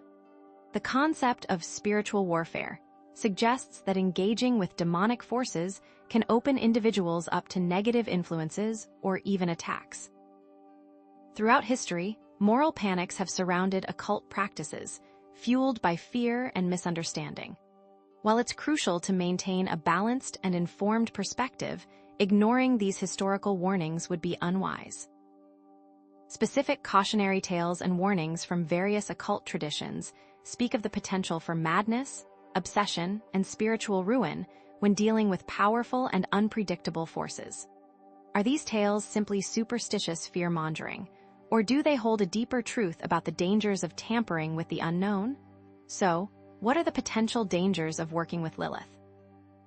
Psychological risks certainly exist, including emotional instability, distorted perceptions, and the amplification of negative traits. The concept of spiritual corruption refers to the potential for negative influences or attachments to compromise one's spiritual well-being and ethical boundaries.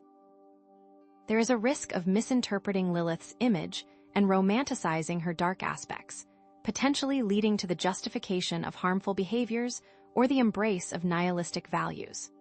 Setting clear boundaries and ethical guidelines is paramount when engaging with Lilith or any other potentially dangerous force, including self-honesty above all else. Without these safeguards, the path to empowerment can quickly become a descent into darkness. Occult literature and folklore are rife with cautionary tales about the negative consequences of irresponsible or ill-informed engagement with demonic forces. Stories abound of individuals who dabbled in the occult without proper knowledge or preparation, only to suffer psychological distress, relationship problems, or spiritual crises. While direct case studies are difficult to obtain due to the secretive nature of these practices and ethical considerations, experienced occult practitioners consistently warn about the importance of self-awareness, ethical boundaries, and responsible practice when working with Lilith. Some, for example, might begin hearing voices and hallucinating. Some might lose their jobs or families. But the only consistent result for the unprepared is the exacerbation of pre-existing conditions and unresolved traumas. Furthermore, history provides examples of how Lilith's image has been used to justify harmful behaviors or promote destructive ideologies, such as misogyny, violence, or nihilism. The seductive allure of power and freedom can easily be twisted into a justification for cruelty and oppression if ethical considerations are abandoned. But why is working with Lilith potentially dangerous? Her association with the shadow self, repressed emotions, and forbidden knowledge suggests that engaging with her can stir up powerful and potentially destructive forces within the psyche. Psychological vulnerabilities can make individuals more susceptible to negative influences when engaging with Lilith. Unresolved trauma, emotional instability, or a lack of self-esteem can create openings for negative attachments and distorted perceptions. The warnings against working with Lilith may reflect deeper anxieties about the potential for individuals to lose control, succumb to their dark side, or challenge established moral boundaries. Responsible and ethical engagement with Lilith requires a deep understanding of one's own psyche, a commitment to self-awareness, and a willingness to confront the potential consequences of one's actions. can individuals truly navigate the depths of their own shadows without losing themselves in the darkness. However, it's also important to acknowledge that some occultists argue that the potential dangers of working with Lilith are often exaggerated or based on fear-mongering. Some practitioners believe that with proper training, self-awareness, and ethical boundaries, it is possible to engage with Lilith safely and even beneficially. Lilith can be a powerful ally in the process of self-discovery and personal empowerment, helping individuals to confront their shadow selves and reclaim their suppressed qualities. Individual discernment is crucial, and the need to find a path that resonates with one's own values and beliefs is essential. Even so, how can we know when we are truly acting in our own best interest, and not simply succumbing to the seductive whispers of our own shadow? While the responsible engagement with Lilith may offer benefits, the potential dangers and ethical considerations should not be overlooked or dismissed. Lilith's enduring appeal lies in her ability to challenge traditional norms, empower marginalized individuals, and represent the untamed aspects of the human spirit, but also requires the acknowledgement of both light and darkness. Understanding both the empowering and potentially dangerous aspects of Lilith is crucial for comprehending her continuing relevance as a symbol of rebellion, autonomy, and the ongoing search for meaning in a world filled with complexities and contradictions. This nuanced understanding provides a more comprehensive perspective on Lilith's role in mythology, occultism, and modern thought. So, after this exploration of Lilith, can we understand her as a dangerous figure or as an icon of self-empowerment?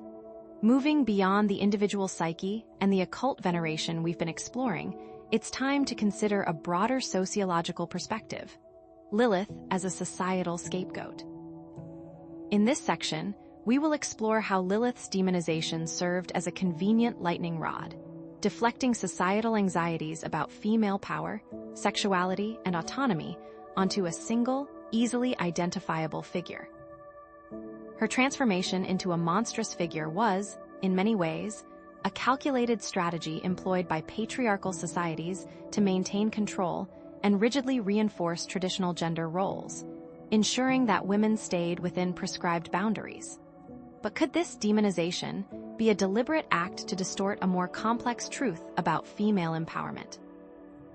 To understand this, we must first delve into the concept of scapegoating as a sociological phenomenon, tracing its origins back to ancient religious rituals. In its earliest forms, scapegoating involved the literal sacrifice of an animal or human to cleanse a community of its sins or misfortunes. Over time, this ritualistic practice evolved into a broader social mechanism, where individuals or entire groups are blamed for societal problems, diverting attention from systemic issues and conveniently reinforcing existing power structures. Consider, for example, the infamous European witch hunts, where thousands of innocent women were accused of consorting with the devil and causing societal ills, from crop failures to outbreaks of disease. Or consider the blaming of minority groups for economic crises, a recurring pattern throughout history. These historical examples highlight how scapegoating often relies on pre-existing prejudices and stereotypes, amplifying negative perceptions and ultimately justifying discriminatory practices. But how exactly does Lilith function as a scapegoat within this context? She absorbs societal anxieties about female power, untamed sexuality, and fierce independence, embodying everything that patriarchal societies sought to suppress and control in women. Her demonization provided a convenient explanation for a whole host of societal problems, ranging from infant mortality and marital discord to the perceived decline of traditional values. Lilith's story, in essence, served as a cautionary tale, warning women against challenging male authority or daring to deviate from prescribed gender roles. She became a symbol of what happens to women who defy the established order, a terrifying example intended to keep them in line. But did this demonization serve to conceal the true origins of these societal problems? Was Lilith's image deliberately distorted to distract from deeper, more systemic issues? Indeed, we can draw striking parallels between Lilith and other female figures who have been scapegoated throughout history and across various mythologies. Consider Eve, blamed for the fall of humanity after succumbing to temptation in the Garden of Eden. Or Pandora, who unleashed evils upon the world by opening a forbidden jar. Or the countless women accused of witchcraft, vilified for their perceived connection to dark forces and their supposed threat to social order. In each of these stories, we see common themes of female transgression, forbidden knowledge, and the disruption of social order. These women are portrayed as dangerous and destructive, their actions leading to catastrophic consequences for humanity. Consider, for example, how Eve's story is used to justify the subordination of women, portraying them as inherently weaker and more susceptible to temptation. Or how the accusations against witches were used to justify their persecution, often fueled by misogyny and fear. The demonization of Lilith reflects deep-seated societal anxieties about female autonomy, the disruption of patriarchal order, and the challenges to traditional gender roles. Her story serves to reinforce patriarchal norms, discourage female independence, and ultimately maintain male dominance. By projecting societal anxieties onto a single figure, patriarchal societies were able to divert attention from systemic problems and reinforce existing power structures. The scapegoating of Lilith contributed significantly to the broader suppression of female voices and the marginalization of women throughout history, silencing their perspectives and limiting their opportunities. But what if Lilith wasn't a monster, but a reflection of the monster within the societies that demonized her? What if her story is not a warning, but a call to rebellion against unjust systems? This leads us to a crucial question. To what extent does the historical scapegoating of Lilith and other female figures continue to shape modern societal perceptions of women in positions of power? The echoes of these ancient narratives can still be heard in contemporary attitudes towards female leaders, entrepreneurs, and activists, who often face intense scrutiny, criticism, and even outright hostility for challenging the status quo. But here is what most people miss. The demonization and scapegoating of powerful female figures are not isolated incidents, but rather a deeply ingrained pattern that continues to play out in subtle and not so subtle ways in our modern world. This pattern is something that those in power would rather goes unnoticed. It's also important to acknowledge that scapegoating is a complex phenomenon with multiple contributing factors, and that Lilith's demonization cannot be reduced to a single cause. Other factors, such as deeply ingrained religious beliefs, long-standing cultural traditions, and individual psychological projections, also played significant roles in shaping her image. Not all interpretations of Lilith are negative, and some traditions view her as a far more complex and nuanced figure, recognizing her strength, independence, and connection to primal feminine power. It is crucial to avoid simplistic explanations and to recognize the multiple layers of meaning embedded within Lilith's story. Despite these complexities, the demonization of Lilith serves as a powerful case study in the suppression of female agency and the reinterpretation of powerful women as monstrous figures.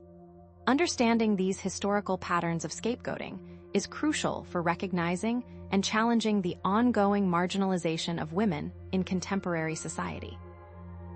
By deconstructing these narratives, we can begin to dismantle harmful stereotypes, challenge patriarchal norms, and empower women to embrace their full potential.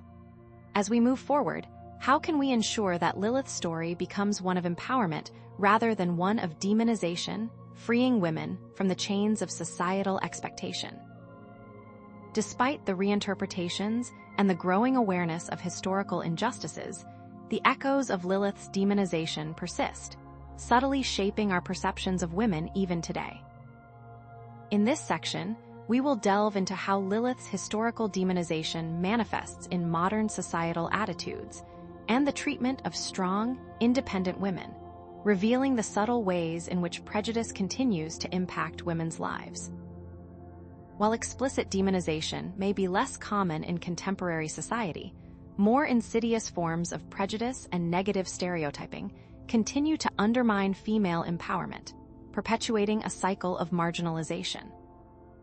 To truly understand this, we must first trace the evolution of societal attitudes toward women, from the overtly oppressive patriarchal societies of the past to the seemingly more egalitarian present day. While significant progress has been made in achieving gender equality, the historical narratives and stereotypes that demonized female power continue to exert a powerful influence on contemporary perceptions. The demonization of female power has historically been used to justify discrimination, marginalization, and violence against women, with these patterns repeating themselves across cultures and throughout history. Even today, subtle forms of bias and prejudice can be detected in the ways women are treated in various spheres of life, from the workplace to politics to popular culture. Figures like Hillary Clinton, Kamala Harris, and countless other women in positions of power have been subjected to similar types of attacks and criticisms leveled at Lilith, facing accusations of being manipulative, power-hungry, or overly ambitious. But are these criticisms rooted in genuine concerns, or are they simply modern manifestations of the same old demonizing narratives? This leads us to a crucial understanding of the concepts of implicit bias and microaggressions, and how these concepts relate to the ongoing demonization of women. Implicit biases are unconscious prejudices or stereotypes that affect our understanding, actions, and decisions, while microaggressions are subtle, often unintentional, expressions of prejudice or discrimination. These subtle forms of prejudice can be just as damaging as overt discrimination, creating a hostile environment, undermining women's confidence and self-esteem, and perpetuating the cycle of inequality. Consider, for example, the ways in which women in leadership positions are often judged more harshly than men, facing criticism for being too aggressive if they assert their authority, or not assertive enough if they adopt a more collaborative approach. These double standards highlight the pervasive influence of implicit bias and the challenges women face in navigating a world still shaped by patriarchal norms. Are these stereotypes simply unfortunate biases, or are they a way to subtly control and contain female power in a society that still subconsciously fears it?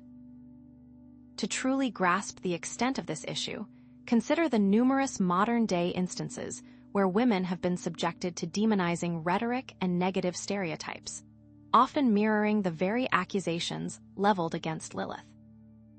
From the online harassment and abuse targeted at women who are outspoken or challenge societal norms, to the portrayal of female villains in popular culture who embody negative stereotypes associated with Lilith, the echoes of historical demonization can still be heard loud and clear.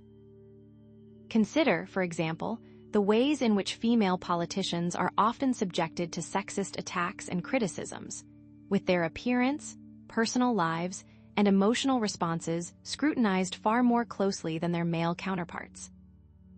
Or consider the prevalence of online harassment and abuse targeted at female journalists, activists, and celebrities, with many women facing threats of violence, sexual assault, and even death simply for expressing their opinions or challenging the status quo. These examples highlight the ongoing struggle women face in asserting their voices and claiming their space in a world that continues to resist their power. Does our continued fascination with demonizing female characters in media reflect a deeper societal unease with female power itself? But what are the psychological reasons why societies continue to demonize female power and independence, even in the 21st century? These negative attitudes are perpetuated through cultural narratives, media representations, and social interactions, reinforcing the idea that women who challenge traditional gender roles are somehow threatening or dangerous. The ongoing demonization of women can be interpreted as a reflection of deeper anxieties about gender roles, power dynamics, and societal change, with those who benefit from the status quo often resisting any challenge to their dominance. Challenging these narratives can lead to a more equitable and just society, one where women are empowered to embrace their full potential without fear of judgment, discrimination, or violence. But is it possible to truly dismantle these deeply ingrained patterns of demonization? Or are they destined to persist as long as patriarchal structures remain in place? In essence, the historical demonization of Lilith and its impact on modern societal attitudes toward women reveals a persistent pattern of prejudice and discrimination that continues to shape women's lives in subtle but significant ways. However, it's essential that we transition to examine whether there are figures who are serving as positive examples of women, and if there are conscious efforts to change these damaging narratives and challenge the stereotypes that have perpetuated Lilith's demonization for centuries. It's a story of reclaiming power, of redefining what it means to be a woman in a world that has long sought to confine and control female agency. But is this reclamation enough to fully undo the damage of centuries of demonization, or is there still more work to be done? Before we proceed, it is important to acknowledge that not all criticism of women in power is inherently sexist or demonizing. Legitimate concerns about competence, ethics, or policy decisions should be addressed without resorting to personal attacks or gender stereotypes, as doing so only serves to undermine the very cause of gender equality. Some individuals may genuinely believe that certain female leaders are not qualified or effective, regardless of their gender, and it is crucial to distinguish between legitimate criticism and prejudiced attacks. Conflating the two can be counterproductive, alienating potential allies and hindering meaningful dialogue. However, this does not negate the fact that women in positions of power often face a disproportionate amount of scrutiny and criticism, with their words and actions often interpreted through a lens of gender bias. Despite these counterarguments, the historical demonization of Lilith continues to influence modern societal perceptions of women, albeit in more subtle and nuanced ways. Understanding these patterns of demonization is crucial for recognizing and challenging the ongoing marginalization of women in contemporary society. Deconstructing these narratives is crucial for promoting gender equality, challenging harmful stereotypes, and empowering women to embrace their full potential. But as we work to dismantle these harmful stereotypes, how can we ensure that we are not simply replacing them with new, equally limiting expectations? As we've explored how modern society grapples with the demonization of women, it's crucial to acknowledge that religious views on women, including figures like Lilith, often stand in stark contrast to modern feminist ideals. This section will explore how major religions have historically viewed and treated women, revealing a complex and often contradictory tapestry of beliefs and practices that have shaped societal norms for centuries. While secular perspectives have shifted towards greater equality in many parts of the world, religious interpretations often reflect a more nuanced, and at times, problematic understanding of women's roles and value. But how did these complex interpretations come to be? To understand these perspectives, we must first consider the historical context in which major religions developed, recognizing the pervasive influence of patriarchal social structures that often shaped their teachings. In many ancient societies, women held positions of religious authority as priestesses, oracles, and even deities, embodying the divine feminine and wielding significant spiritual power.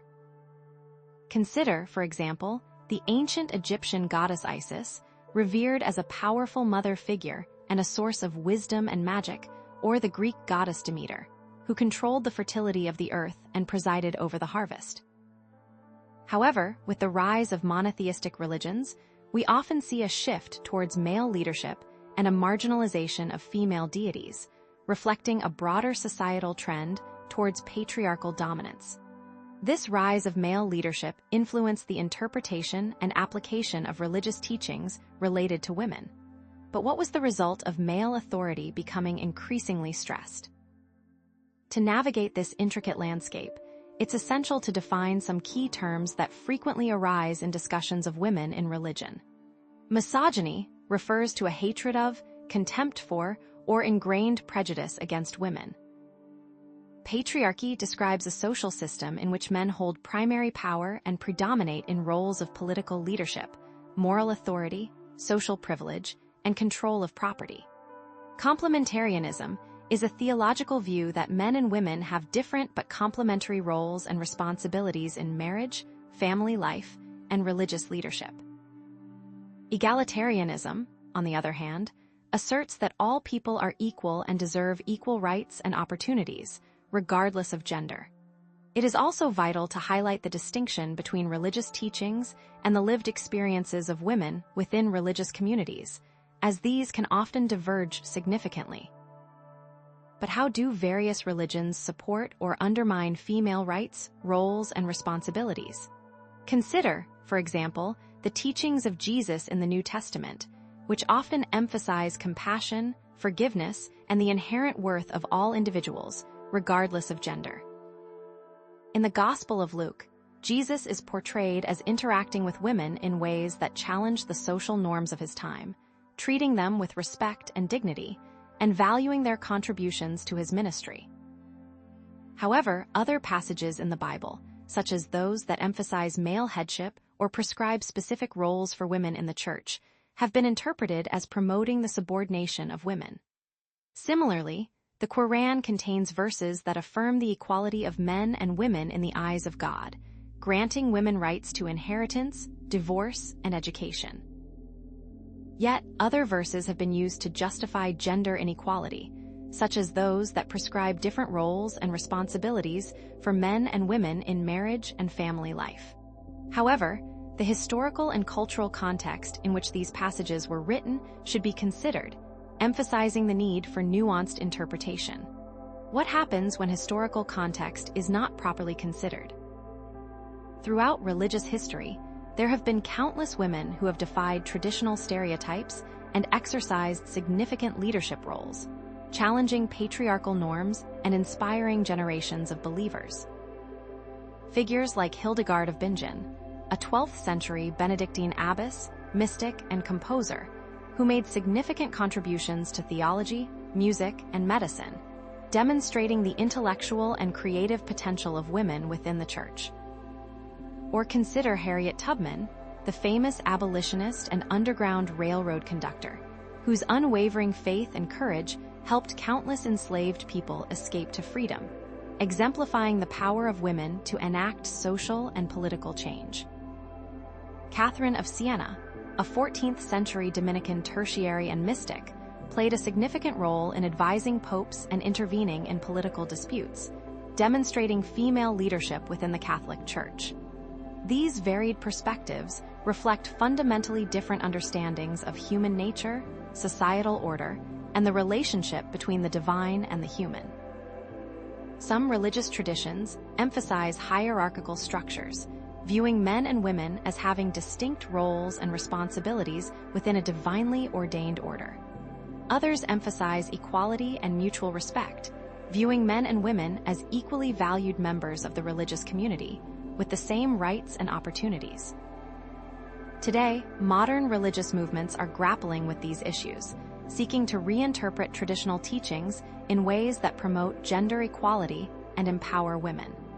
This reinterpretation causes many to question what should be taken literally versus figuratively.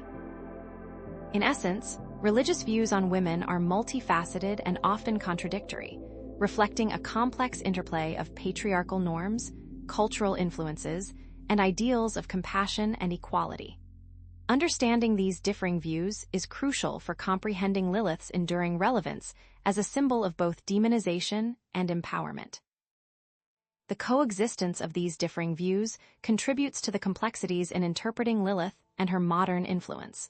But what if everything you have just heard is not the full story? Now, here is the pattern interrupt. But the demonization of Lilith is not simply a reflection of patriarchal anxieties. It is also rooted in a deeper fear of female sexuality and reproductive power. Unlike other female figures in mythology and religion, Lilith is not defined by her relationship to a man or her role as a mother. She is a fiercely independent and sexually assertive woman who refuses to submit to male authority, and this is precisely what makes her so threatening to patriarchal societies. Lilith embodies a potent force that has been both feared and suppressed throughout history.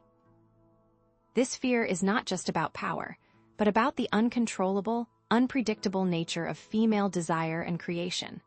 The attempt to control this power is not just a religious or social phenomenon, but a deep-seated psychological response to the mystery of life itself. Lilith then becomes not just a demon, but a symbol of the untamed, the wild, and the inherently powerful feminine.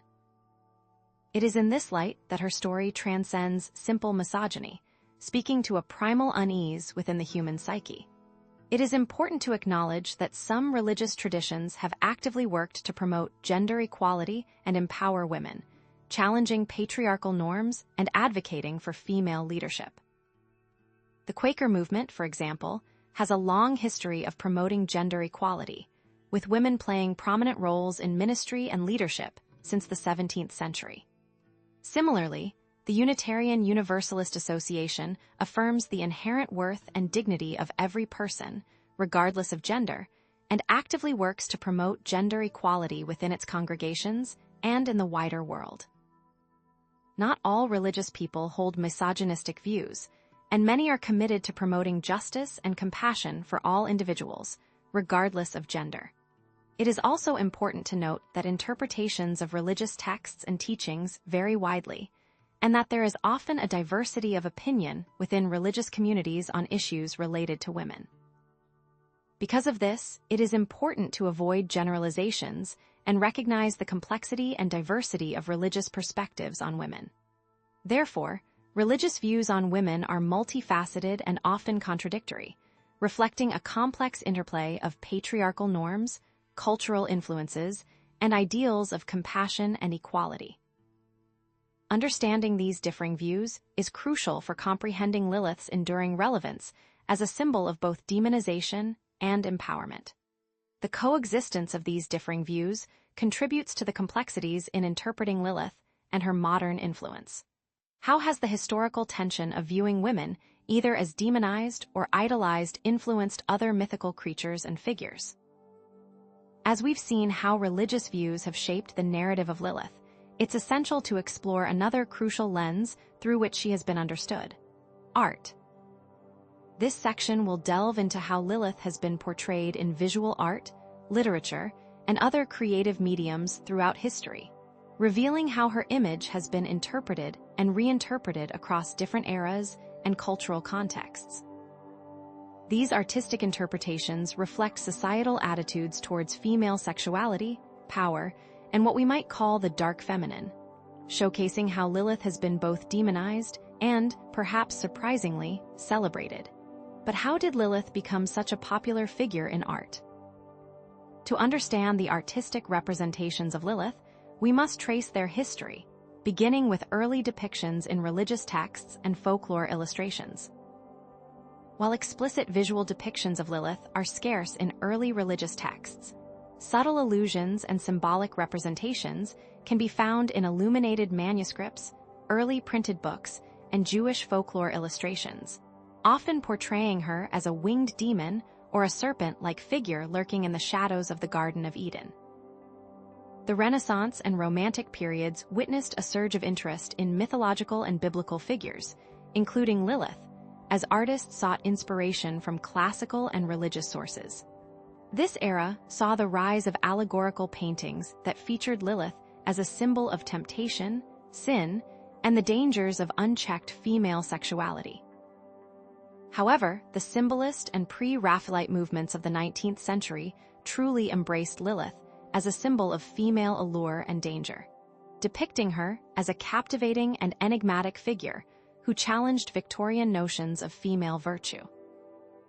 Even today, modern and contemporary artists continue to engage with Lilith's image, often reinterpreting her as a symbol of female empowerment, rebellion, and self-discovery. But what exactly do these artistic depictions mean?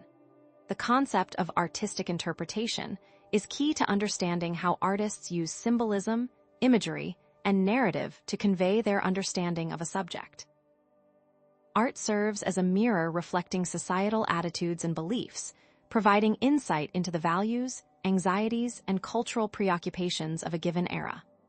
Lilith, in particular, has been portrayed in drastically different ways throughout history, reflecting changing perspectives on female sexuality, power, and the dark feminine.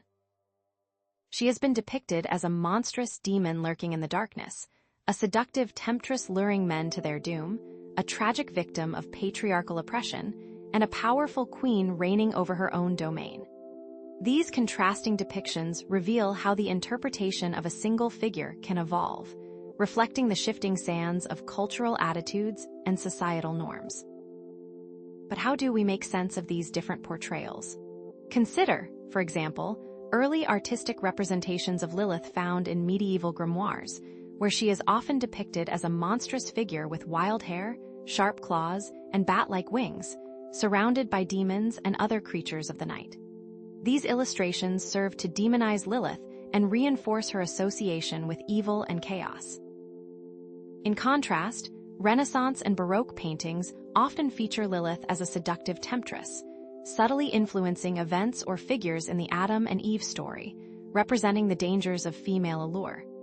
However, it was the symbolist and pre-Raphaelite movements that truly embraced Lilith as a captivating and dangerous figure, often associated with nature and the moon. Paintings by Dante Gabriel Rossetti, John Collier, and Franz von Stuck portray Lilith as a beautiful, ethereal woman with long, flowing hair and piercing eyes, exuding an aura of mystery and power. Her association with snakes, flowers, and other natural symbols reinforces her connection to the untamed forces of nature and the primal instincts of the human psyche. Modern and contemporary artworks, on the other hand, often reinterpret Lilith as a symbol of female empowerment, rebellion, and self-discovery, with feminist artists and occult practitioners reclaiming her image as a celebration of female strength, independence, and the rejection of patriarchal norms. These artistic representations aren't just pictures, they're statements. The symbolism associated with Lilith in these different artistic representations provides valuable insights into societal attitudes towards female sexuality, power, and the dark feminine. The demonization of Lilith in some artworks reflects patriarchal anxieties about female autonomy and the disruption of social order, portraying her as a threat to male dominance and the traditional family structure. The seductive temptress imagery speaks to male fears about female allure and the potential for women to manipulate and control men through their sexuality. However, the more positive and empowering portrayals of Lilith represent a celebration of female strength, independence, and the reclamation of marginalized identities, challenging traditional gender roles and subverting patriarchal norms. These artistic representations reflect the ongoing struggle to redefine gender roles and challenge traditional power structures, offering a visual commentary on the shifting dynamics between men and women in society. But what does this all mean? These diverse artistic depictions of Lilith reflect changing societal attitudes and beliefs.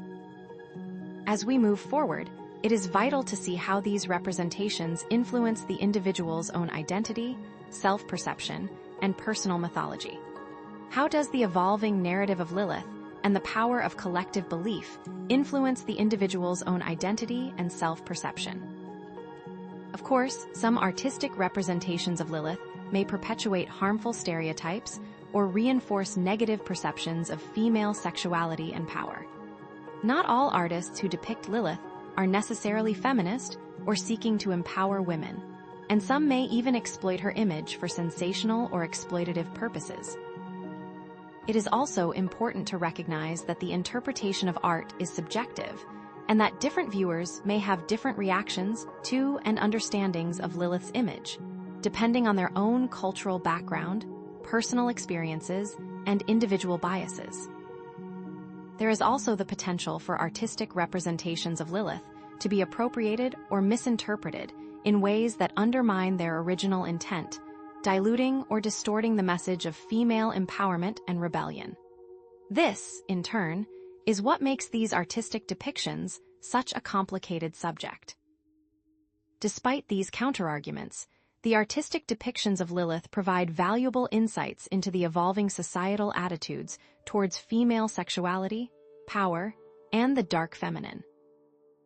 Understanding these representations is crucial for comprehending Lilith's enduring relevance as a symbol of both demonization and empowerment, reinforcing the human capacity for both profound creation and destructive projection. The artistic portrayals ultimately shape not only the narratives we tell, but the identities we inhabit, further cementing Lilith's place in modern and historical thought. But how does the power of belief transform one's own identity? While art reflects societal beliefs, it's essential to explore how the collective narrative of Lilith, whether demonized or empowered, shapes individual identity and self-perception. In this section, we delve into the psychology of belief, exploring how the power of suggestion, cultural narratives, and collective consciousness influence how individuals perceive themselves and the world. We'll uncover how the internalization of Lilith's story can become a self-fulfilling prophecy, profoundly impacting personal reality. To understand the psychology of belief, we must trace its roots to early philosophical and religious inquiries into the nature of reality and the power of the mind.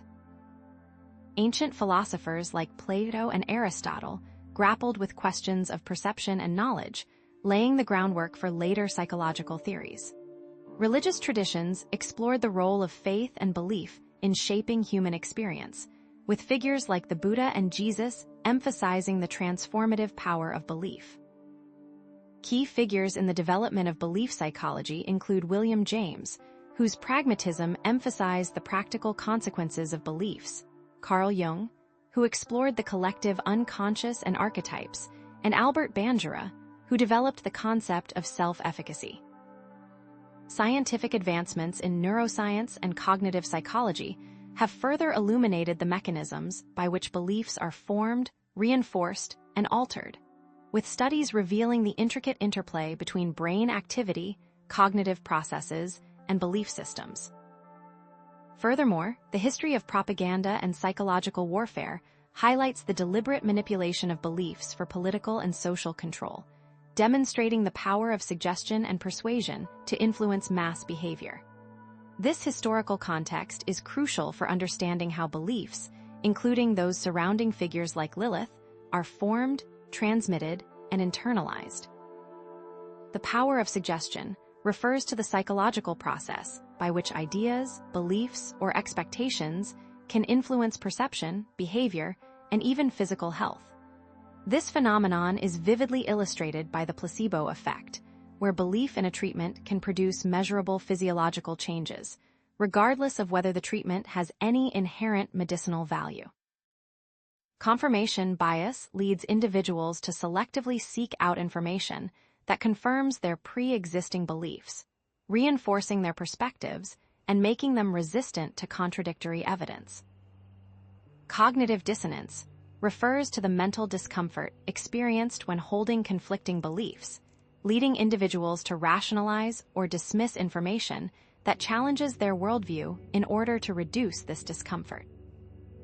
The concept of collective consciousness, drawing from the work of Emil Durkheim and Carl Jung, describes how shared beliefs and values can create a sense of social cohesion and influence individual behavior, shaping cultural norms, expectations, and identities.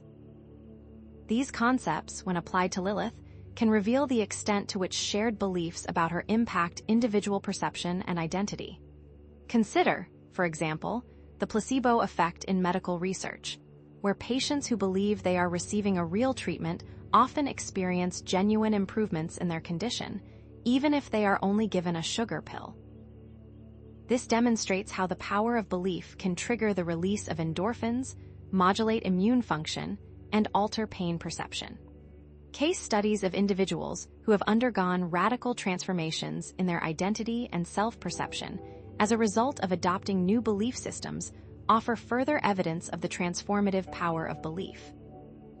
Religious conversion experiences, where individuals embrace a new faith and undergo profound personal changes, illustrate how belief can reshape one's sense of self, purpose, and belonging. Joining a cult, where individuals adopt the beliefs and practices of a tightly knit group, can lead to radical shifts in identity, values, and behavior. Even embracing a particular ideology, such as political activism or environmentalism, can inspire individuals to redefine their sense of self and take action in accordance with their beliefs. The impact of cultural narratives on shaping gender roles and expectations provides yet another compelling example, with stories, myths, and media representations reinforcing societal norms about how men and women should behave, dress, and express themselves. Propaganda has been used throughout history to manipulate public opinion and justify violence or discrimination against marginalized groups, with examples ranging from Nazi propaganda demonizing Jewish people to contemporary disinformation campaigns targeting political opponents. Each of these scenarios proves how potent and pervasive belief is within the human experience. The collective belief in Lilith as a demonized figure can contribute to negative self-perceptions among women, reinforcing feelings of guilt, shame, or powerlessness. If women internalize the narrative that Lilith is a rebellious, evil temptress, they may feel pressured to conform to traditional gender roles and suppress their own desires and ambitions. Conversely, the belief in Lilith as a symbol of empowerment can inspire women to embrace their independence, assert their sexuality, and challenge patriarchal norms. This interpretation of Lilith can provide a sense of validation, strength, and solidarity, encouraging women to break free from societal expectations and pursue their own paths. Lilith's story, in this context, serves as a mirror reflecting the power of belief to shape reality, suggesting that individuals can choose to internalize either the demonized or the empowered version of her narrative. This choice, in turn, can have profound consequences for their self-esteem, relationships, and overall well-being. The psychological understanding of belief can inform strategies for challenging harmful stereotypes, promoting self-empowerment, and fostering a more equitable society by encouraging critical thinking, media literacy, and the development of alternative narratives that celebrate female strength, diversity, and agency. However, individual agency plays a crucial role. People aren't simply passive receptacles of collective beliefs. Critical thinking, personal experience, and individual agency can significantly influence how they interpret and internalize cultural narratives. Some individuals may reject both the demonized and the empowered versions of Lilith, choosing instead to view her as a more complex and nuanced figure who embodies both light and darkness. The impact of belief on self-perception can vary depending on individual factors such as personality, social support, and access to resources, with some individuals being more susceptible to the influence of collective narratives than others. Promoting media literacy and critical thinking skills is essential to help individuals evaluate information, resist manipulation, and develop their own informed opinions about Lilith and other cultural figures. Despite these counterarguments, collective belief can significantly influence individual self-perception and the formation of identity. Understanding the psychology of belief is crucial for comprehending Lilith's enduring relevance as a symbol of both demonization and empowerment. While collective narratives can be powerful, individuals have the agency to choose their own beliefs and to shape their own identities in ways that challenge harmful stereotypes and promote self-empowerment, using the stories of the past to better forge their futures. If individual narratives can shape collective belief, does this create the potential to transform the wider social perception of Lilith? And in which ways can these individual experiences transform the collective perception? If individual narratives can shape collective belief, this creates the potential to transform the wider social perception of Lilith, but individual lives also alter the perceived narrative of Lilith. This brings us to the power of individual agency. Personal experiences and self-created myths can significantly impact and even reshape the collective understanding and portrayal of Lilith. Can individuals truly transform prevailing narratives, turning demonization into empowerment through unique interpretations and lived experiences? To understand how individual lives alter perceived narratives, we must discuss the history of personal mythology and its role in shaping individual identity and meaning-making. From ancient philosophers pondering the self to modern psychologists exploring identity formation, the idea that individuals craft their own narratives has deep roots. People do not passively receive stories. They actively construct them, weaving together threads of cultural myths, personal experiences, and imaginative creations to form a unique tapestry of meaning. Key figures in the study of personal mythology include Joseph Campbell, who explored the power of myth in shaping human experience, and Carl Jung, who delved into the archetypes that populate the collective unconscious, influencing individual narratives in profound ways. The role of storytelling and narrative in various cultures and traditions, from the oral traditions of indigenous societies to the epic poems of ancient Greece, emphasizes their power to transmit values, shape beliefs, and create a sense of community across generations. But what exactly is personal mythology? Personal mythology is the individual's unique system of beliefs, symbols, and narratives that provide meaning, purpose, and identity. It is more than just a collection of stories. It is a deeply personal and often unconscious framework that shapes how individuals perceive themselves, their relationships, and the world around them. Closely linked to this is the concept of narrative identity, the process by which individuals construct a coherent sense of self by weaving together their past, present, and future experiences into a unified story.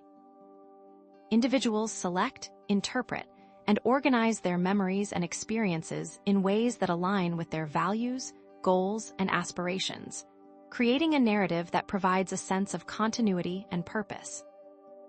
Archetypes also play a significant role in personal mythology, as individuals often identify with and embody certain universal patterns of behavior and experience, such as the hero, the villain, the mother, or the trickster.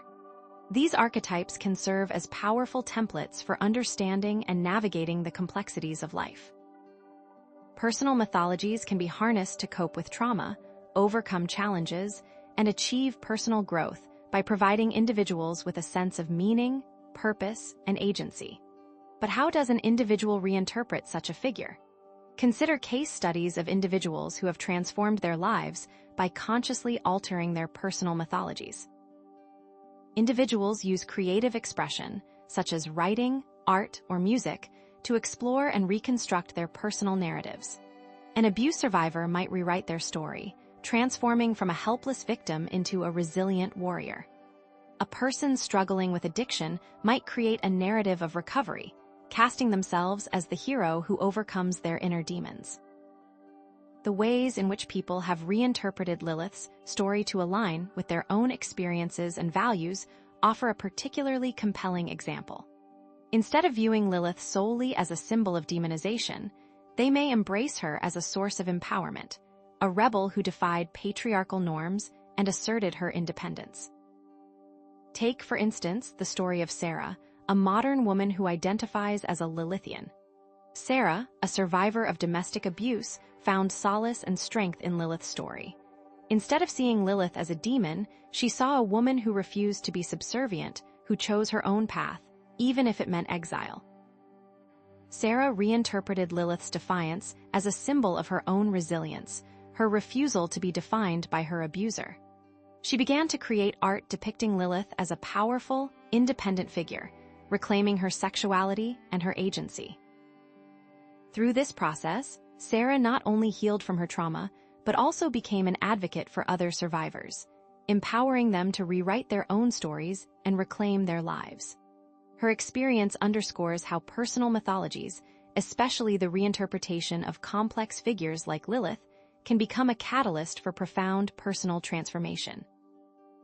The reinterpretation of Lilith in personal mythologies reflects the individual's desire for agency, self-determination, and freedom from societal constraints. These personal mythologies challenge traditional gender roles, empower marginalized individuals, and promote greater understanding and compassion. The transformation of Lilith's image becomes a potent symbol of the power of personal narratives to reshape collective consciousness and cultural beliefs. By sharing these personal stories, individuals can inspire others to question dominant narratives, embrace their own unique identities, and create a more just and equitable society. But can this self-empowerment truly reshape wider understanding? Even with differing beliefs, can common themes across Lilith's stories create some form of unity? Before exploring that possibility, it is vital to acknowledge the potential for personal mythologies to be used in harmful ways. Personal mythologies can justify violence, promote intolerance, or reinforce oppressive ideologies. Not all reinterpretations of Lilith's story are necessarily positive or empowering, and some may perpetuate harmful stereotypes or reinforce negative self-perceptions. Consider the narrative of a white supremacist who uses a twisted interpretation of Norse mythology to justify their racist beliefs, or the story of a conspiracy theorist who creates a personal mythology based on unfounded claims and misinformation. The construction of personal mythologies can be influenced by psychological biases and cognitive distortions, leading to inaccurate or self-serving narratives. Critical self-reflection and ethical considerations are crucial when creating and sharing personal stories. Personal mythologies have the potential to transform individual lives and reshape collective perceptions of figures like Lilith, but this potential must be approached with caution and awareness. The enduring legacy of Lilith lies not only in her historical demonization or her modern reinterpretation as a symbol of empowerment, but also in her capacity to inspire individuals to create their own unique narratives and challenge dominant cultural beliefs. Understanding the complex interplay between individual agency and collective consciousness is crucial for comprehending Lilith's continuing relevance as a symbol of rebellion, autonomy, and the ongoing search for meaning in a world filled with complexities and contradictions. Now that the self is empowered, can shared motifs within Lilith's conflicting narratives unify different individual interpretations? Even as personal stories shape the narrative of Lilith and empower individuals, recurring symbolic motifs create a shared understanding that transcends diverse interpretations. Despite the power of personal mythology, certain symbols emerge consistently across various tellings of Lilith's story, hinting at a deeper, unifying language. Can these shared motifs, interpreted through historical, religious, occult, artistic, and personal lenses, provide a bridge between vastly different perspectives on Lilith? To understand the unifying power of these motifs, we must first delve into the history and significance of symbolism in mythology, folklore, and religion across various cultures. From the ancient Egyptians to the Greeks and Romans, symbols have served as powerful tools for conveying complex ideas, beliefs, and emotions. Often transcending cultural boundaries, these symbols carry universal meanings that resonate across time and space, acting as a silent language understood by the human psyche. Consider the cross, for example, a symbol of suffering and sacrifice in Christianity, yet also an ancient symbol of life and rebirth in other cultures. The serpent, too, holds dualistic meanings, representing both temptation and wisdom, chaos and transformation, depending on the cultural context. The tree of life, a symbol of interconnectedness and spiritual growth, appears in various forms across diverse mythologies, from the Norse Yggdrasil to the Kabbalistic tree of life. Carl Jung's concept of archetypes, further, illuminates the role of symbols in shaping the collective unconscious, suggesting that certain universal patterns of behavior and experience are hardwired into the human psyche, influencing our symbolic expression in profound ways. But what exactly do we mean by symbolic motif?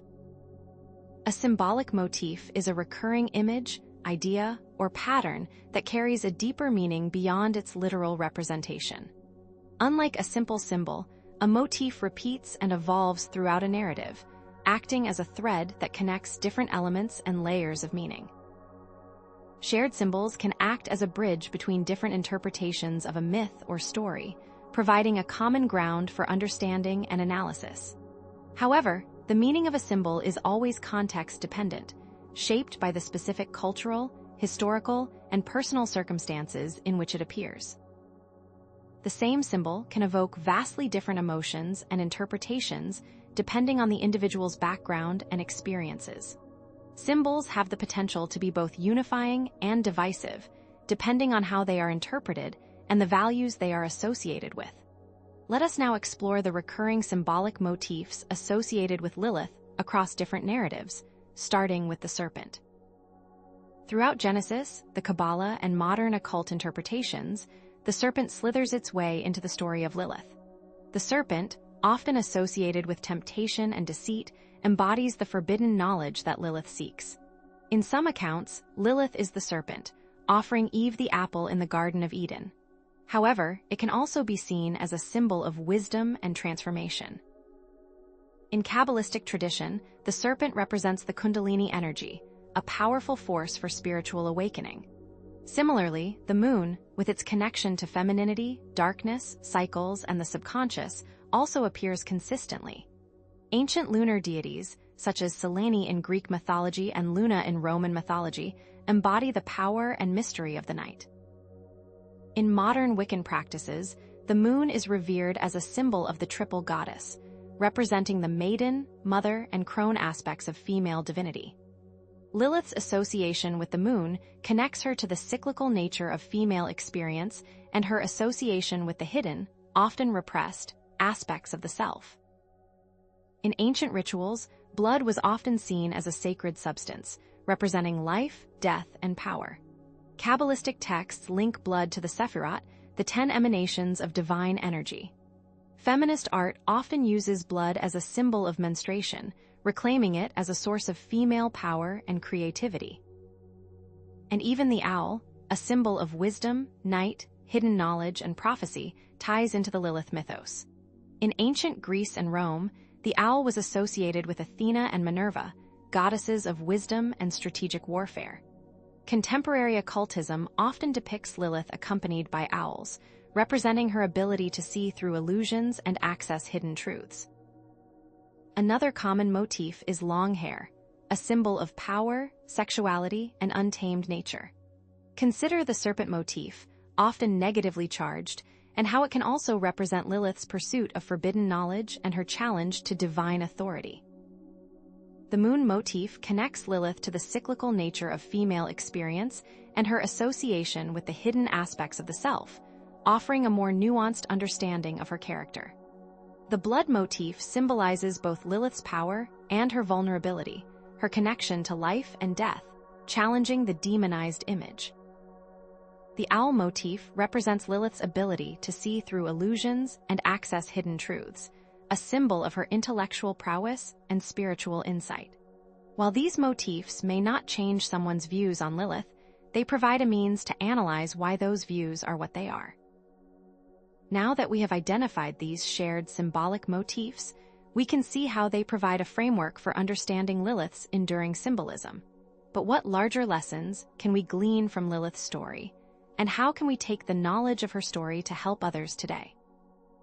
While these common motifs appear in Lilith's story, the drastic dichotomy in how her character is perceived makes finding unifying patterns difficult.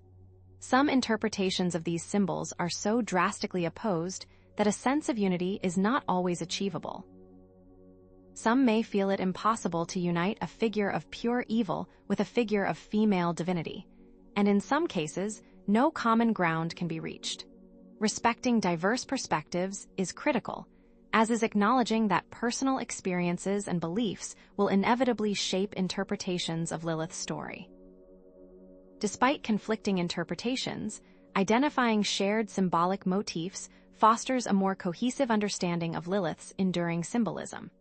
Recognizing these motifs bridges disparate views, enhancing comprehension of Lilith's role as a symbol of power. While conflicting views may persist, the motifs themselves provide a framework to analyze the core foundations of Lilith's character. But what happens when we move beyond the motifs to consider how the knowledge of Lilith's story can affect the world, and the people in it, for the better? Now that we've explored how these shared symbolic motifs provide a framework for understanding Lilith's enduring symbolism, it's crucial to consider the real-world impact of Lilith's narrative and how understanding her story can empower proactive societal change. This section will delve into the practical applications of Lilith's story, examining specific actions viewers can take to inspire transformative change in their daily lives, and connecting the abstract understanding of her symbolism with concrete, impactful actions. But is it possible to translate an ancient myth, filled with complex symbolism and often contradictory interpretations, into a modern-day guide for personal empowerment and social justice. To understand how an ancient myth can inspire activism and social change, we must first consider the history of mythology's role in motivating movements for justice, equality, and liberation. Myths and legends have long served as powerful narratives that reflect a culture's values, beliefs, and aspirations. From the story of Prometheus, who defied the gods to bring fire to humanity, to the legend of Joan of Arc, who led the French army to victory against the English, myths have inspired individuals and communities to challenge injustice, fight for freedom, and strive for a better world. The concept of the divine feminine, for example, has been used to support modern progressive movements advocating for gender equality, environmental protection, and social justice. Figures like Sojourner Truth, Rosa Parks, and Malala Yousafzai have drawn strength and inspiration from mythological narratives, embodying the spirit of resilience, courage, and determination in the face of adversity. Storytelling and myth-making continue to play a vital role in contemporary social movements, providing a powerful means to inspire collective action, create a sense of shared identity, and mobilize support for social and political change. But how can the dark, complex, and often demonized figure of Lilith fit into this tradition of inspirational mythology? At its core, Lilith's narrative offers several practical applications that viewers can integrate into their lives to foster proactive societal change. These applications can be framed as actionable steps: consciously challenging gender stereotypes, embracing female autonomy, promoting self-awareness, advocating for marginalized communities, and supporting comprehensive sexual education. Challenging gender stereotypes involves consciously questioning and disrupting traditional gender roles in personal relationships, workplaces, and communities. Embracing female autonomy means actively supporting women's rights to make independent choices about their bodies, careers, and personal lives. Promoting self-awareness includes encouraging self-reflection and exploration of the shadow self to foster greater understanding and acceptance of one's own complexities. Advocating for marginalized communities entails standing in solidarity with individuals and groups who face discrimination and oppression, using Lilith's story as a reminder of the dangers of demonizing those who are different. Finally, supporting sexual education means actively advocating for comprehensive, inclusive, and consent-focused sexual education in schools and communities, ensuring that young people have the knowledge and skills to navigate relationships and sexuality safely and responsibly. But how do these abstract principles translate into concrete actions that viewers can take in their daily lives? To illustrate these practical applications, let's consider specific examples of how they can be applied to address pressing social issues. Challenging gender stereotypes can involve promoting gender-neutral parenting practices, actively challenging sexist language and jokes in everyday conversations, and supporting female leadership in traditionally male-dominated fields. Organizations like Girls Who Code, for example, are working to dismantle gender stereotypes by providing young women with the skills and opportunities to pursue careers in technology. Embracing female autonomy can include supporting organizations that provide reproductive health care services, advocating for equal pay legislation, and challenging laws that restrict women's rights to make decisions about their own bodies. Planned Parenthood, for example, provides essential reproductive health care services to women and advocates for policies that protect women's reproductive rights. Promoting self-awareness can involve engaging in therapy, meditation, or other practices that facilitate self-exploration, encouraging critical reflection on one's own biases and prejudices. Resources like the Greater Good Science Center at UC Berkeley offer evidence-based practices for cultivating self-awareness and promoting emotional well-being.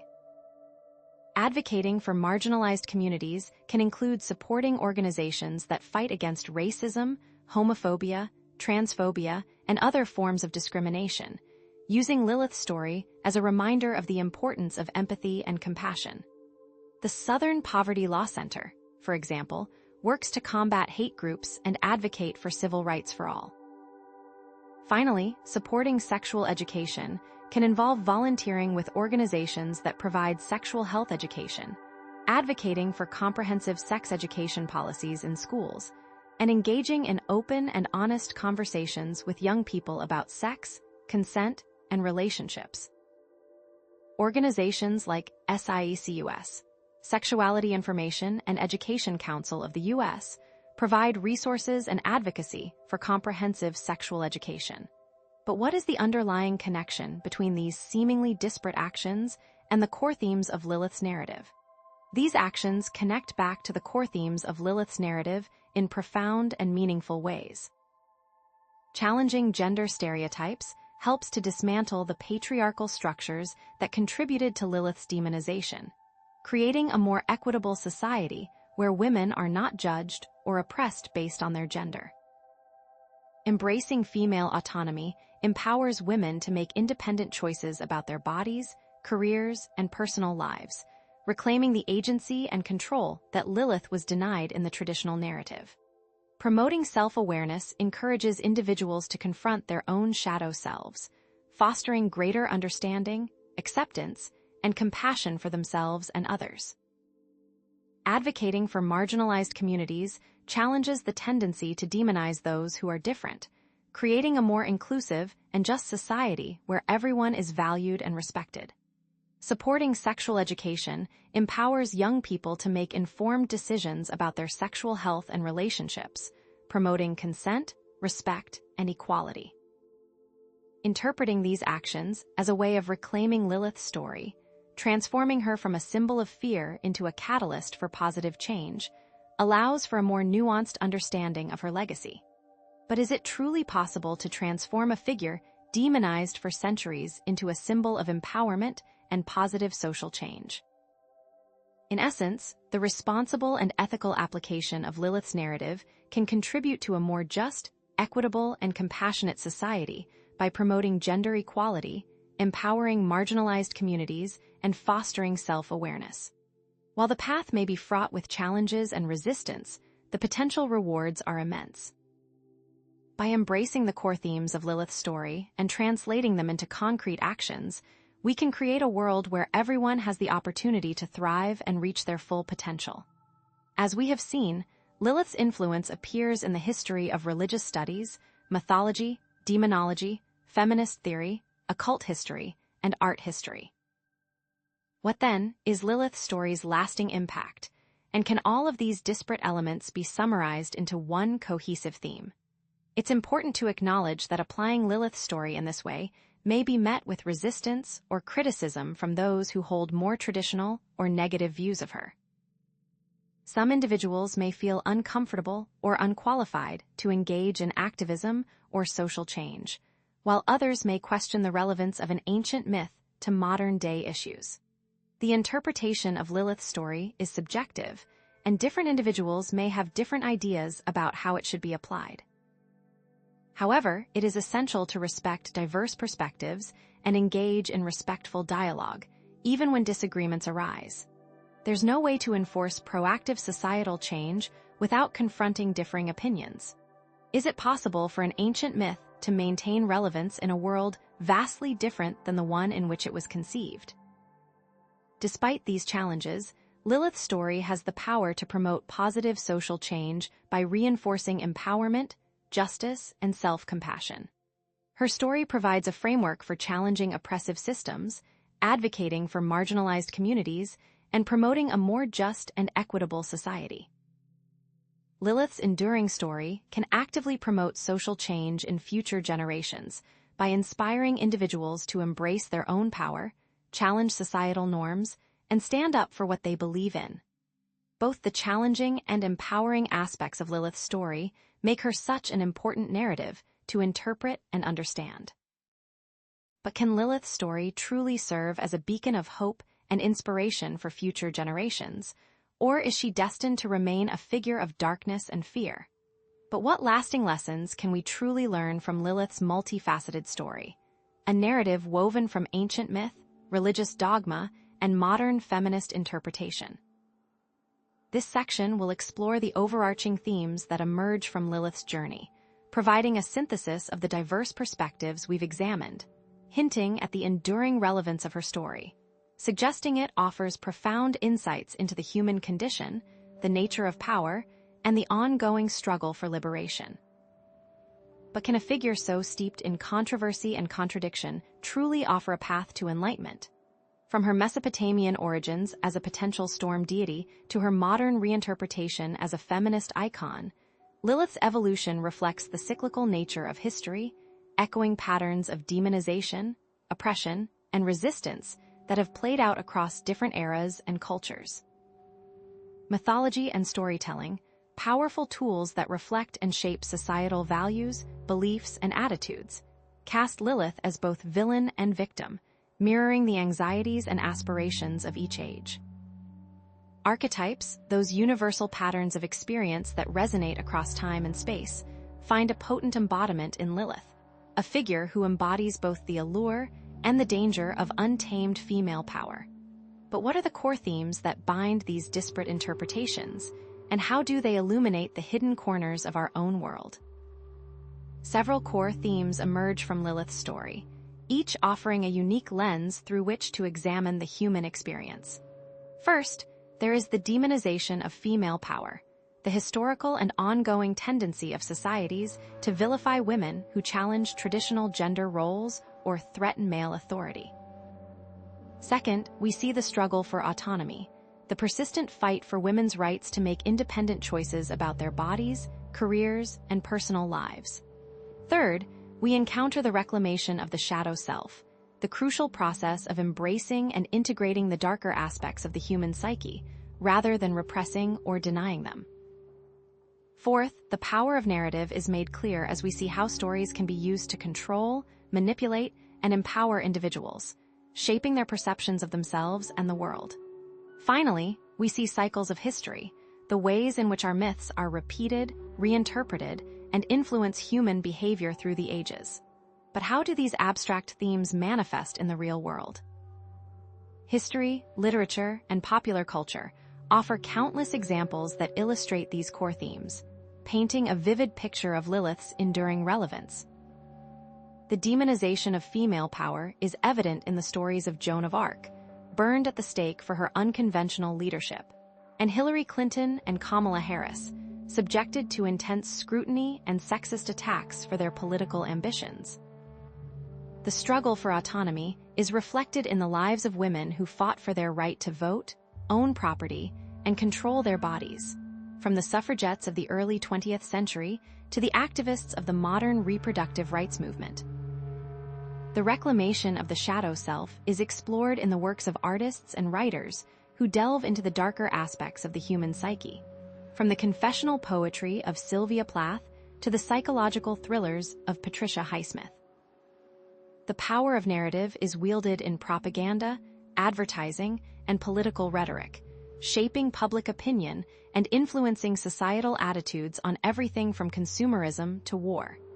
In what ways can the cycles of history offer context to these other phenomena? Lilith's story embodies these core themes, serving as a microcosm of the broader human experience, a testament to the enduring power of myth and the ongoing struggle for liberation. By understanding these themes, individuals can challenge oppression, embrace their own potential, and create a more just and compassionate world, transforming Lilith from a symbol of fear into a catalyst for positive change. Her enduring relevance is a reflection of the ongoing quest for meaning and purpose, a reminder that the battles of the past continue to shape the present. Is understanding the nuances of Lilith's character enough to influence the future? In essence, the enduring themes offer insight, empowerment, and a path toward personal and collective growth. We've discussed the demonization of female power, the struggle for autonomy, the reclamation of the shadow self, the power of narrative, and the cycles of history. Now, we will turn to the video's conclusion to reflect on Lilith's legacy and her impact on modern society. What will Lilith's story mean to you? What beliefs about Lilith will you carry forward? It's important to acknowledge that some may find these themes overly simplistic or reductionist, arguing that Lilith's story is too complex to be reduced to a few overarching ideas. Others may disagree with the interpretations presented, offering alternative perspectives on the meaning and significance of Lilith's narrative. Furthermore, the application of these themes to real-world issues can be controversial, sparking debate and disagreement among individuals with different values and beliefs. However, is exploring these themes ultimately worth the risk of oversimplification or disagreement? Despite these potential challenges and disagreements, exploring these themes makes for a more comprehensive perspective, offering a pathway to further self-analysis and social awareness. The understanding of Lilith offers us all a way to connect with our inner selves while challenging our societal norms. Lilith's story continues to evolve and be reinterpreted in new and meaningful ways. But what lies ahead for Lilith's story? Will she continue to be a figure of controversy, or will she eventually be embraced as a symbol of female empowerment and liberation? As we reach the end of our exploration into the complex and ever-evolving story of Lilith, we find ourselves at the crossroads of ancient myth, religious interpretation, and modern ray evaluation. What began as a shadowy figure in Mesopotamian demonology has transformed into a potent symbol that continues to ignite debate and inspire reimagining. Can one single figure truly embody so many diverse and conflicting interpretations? From her origins as a Mesopotamian storm demon, Lilith was adopted into Jewish folklore and demonized, a figure who represented the dangers of female autonomy, sexuality, and the disruption of social order. But she has since been reclaimed by feminist movements as a symbol of female empowerment, rebellion, and self-determination. The patriarchal forces that shaped her demonization were strong, and the impact continues even to this day. Lilith's story is a testament to the power of questioning and reinterpreting the narratives that shape our understanding of the world. How far can a symbol stretch before it breaks? Lilith's journey connects to universal themes of power, gender, and the societal narratives that perpetuate control and oppression. Her story serves as a potent reminder of how societies create monsters to suppress dissent and maintain the status quo. The anxieties that shape the stories we tell often reveal more about ourselves than about the subjects of our tales. We have seen other cultures demonize other powerful female entities, such as Kali or Medusa, but is there any single cultural figure as widely reinterpreted as Lilith? Lilith's story challenges us to confront our own biases and assumptions about gender, power, and the dark feminine, inviting us to embrace the complexities and contradictions that lie within ourselves and the world around us. As our understanding of Lilith grows, perhaps our understanding of ourselves grows as well. Has this video challenged everything you thought you knew about good and evil? What aspects of her story will you take with you? If you're ready to explore more stories like this, uncover hidden truths, and dive deeper into the world of mythology, folklore, and the occult, don't forget to like this video and subscribe to the channel. Join our community as we continue to explore the hidden stories and challenge conventional narratives, unearthing knowledge that has been buried for centuries. Stay tuned for more explorations of mythology, folklore, and the occult, and unlock the hidden keys to the mysteries of existence. Prepare to uncover hidden knowledge and challenge everything you think you know. See you in the next video.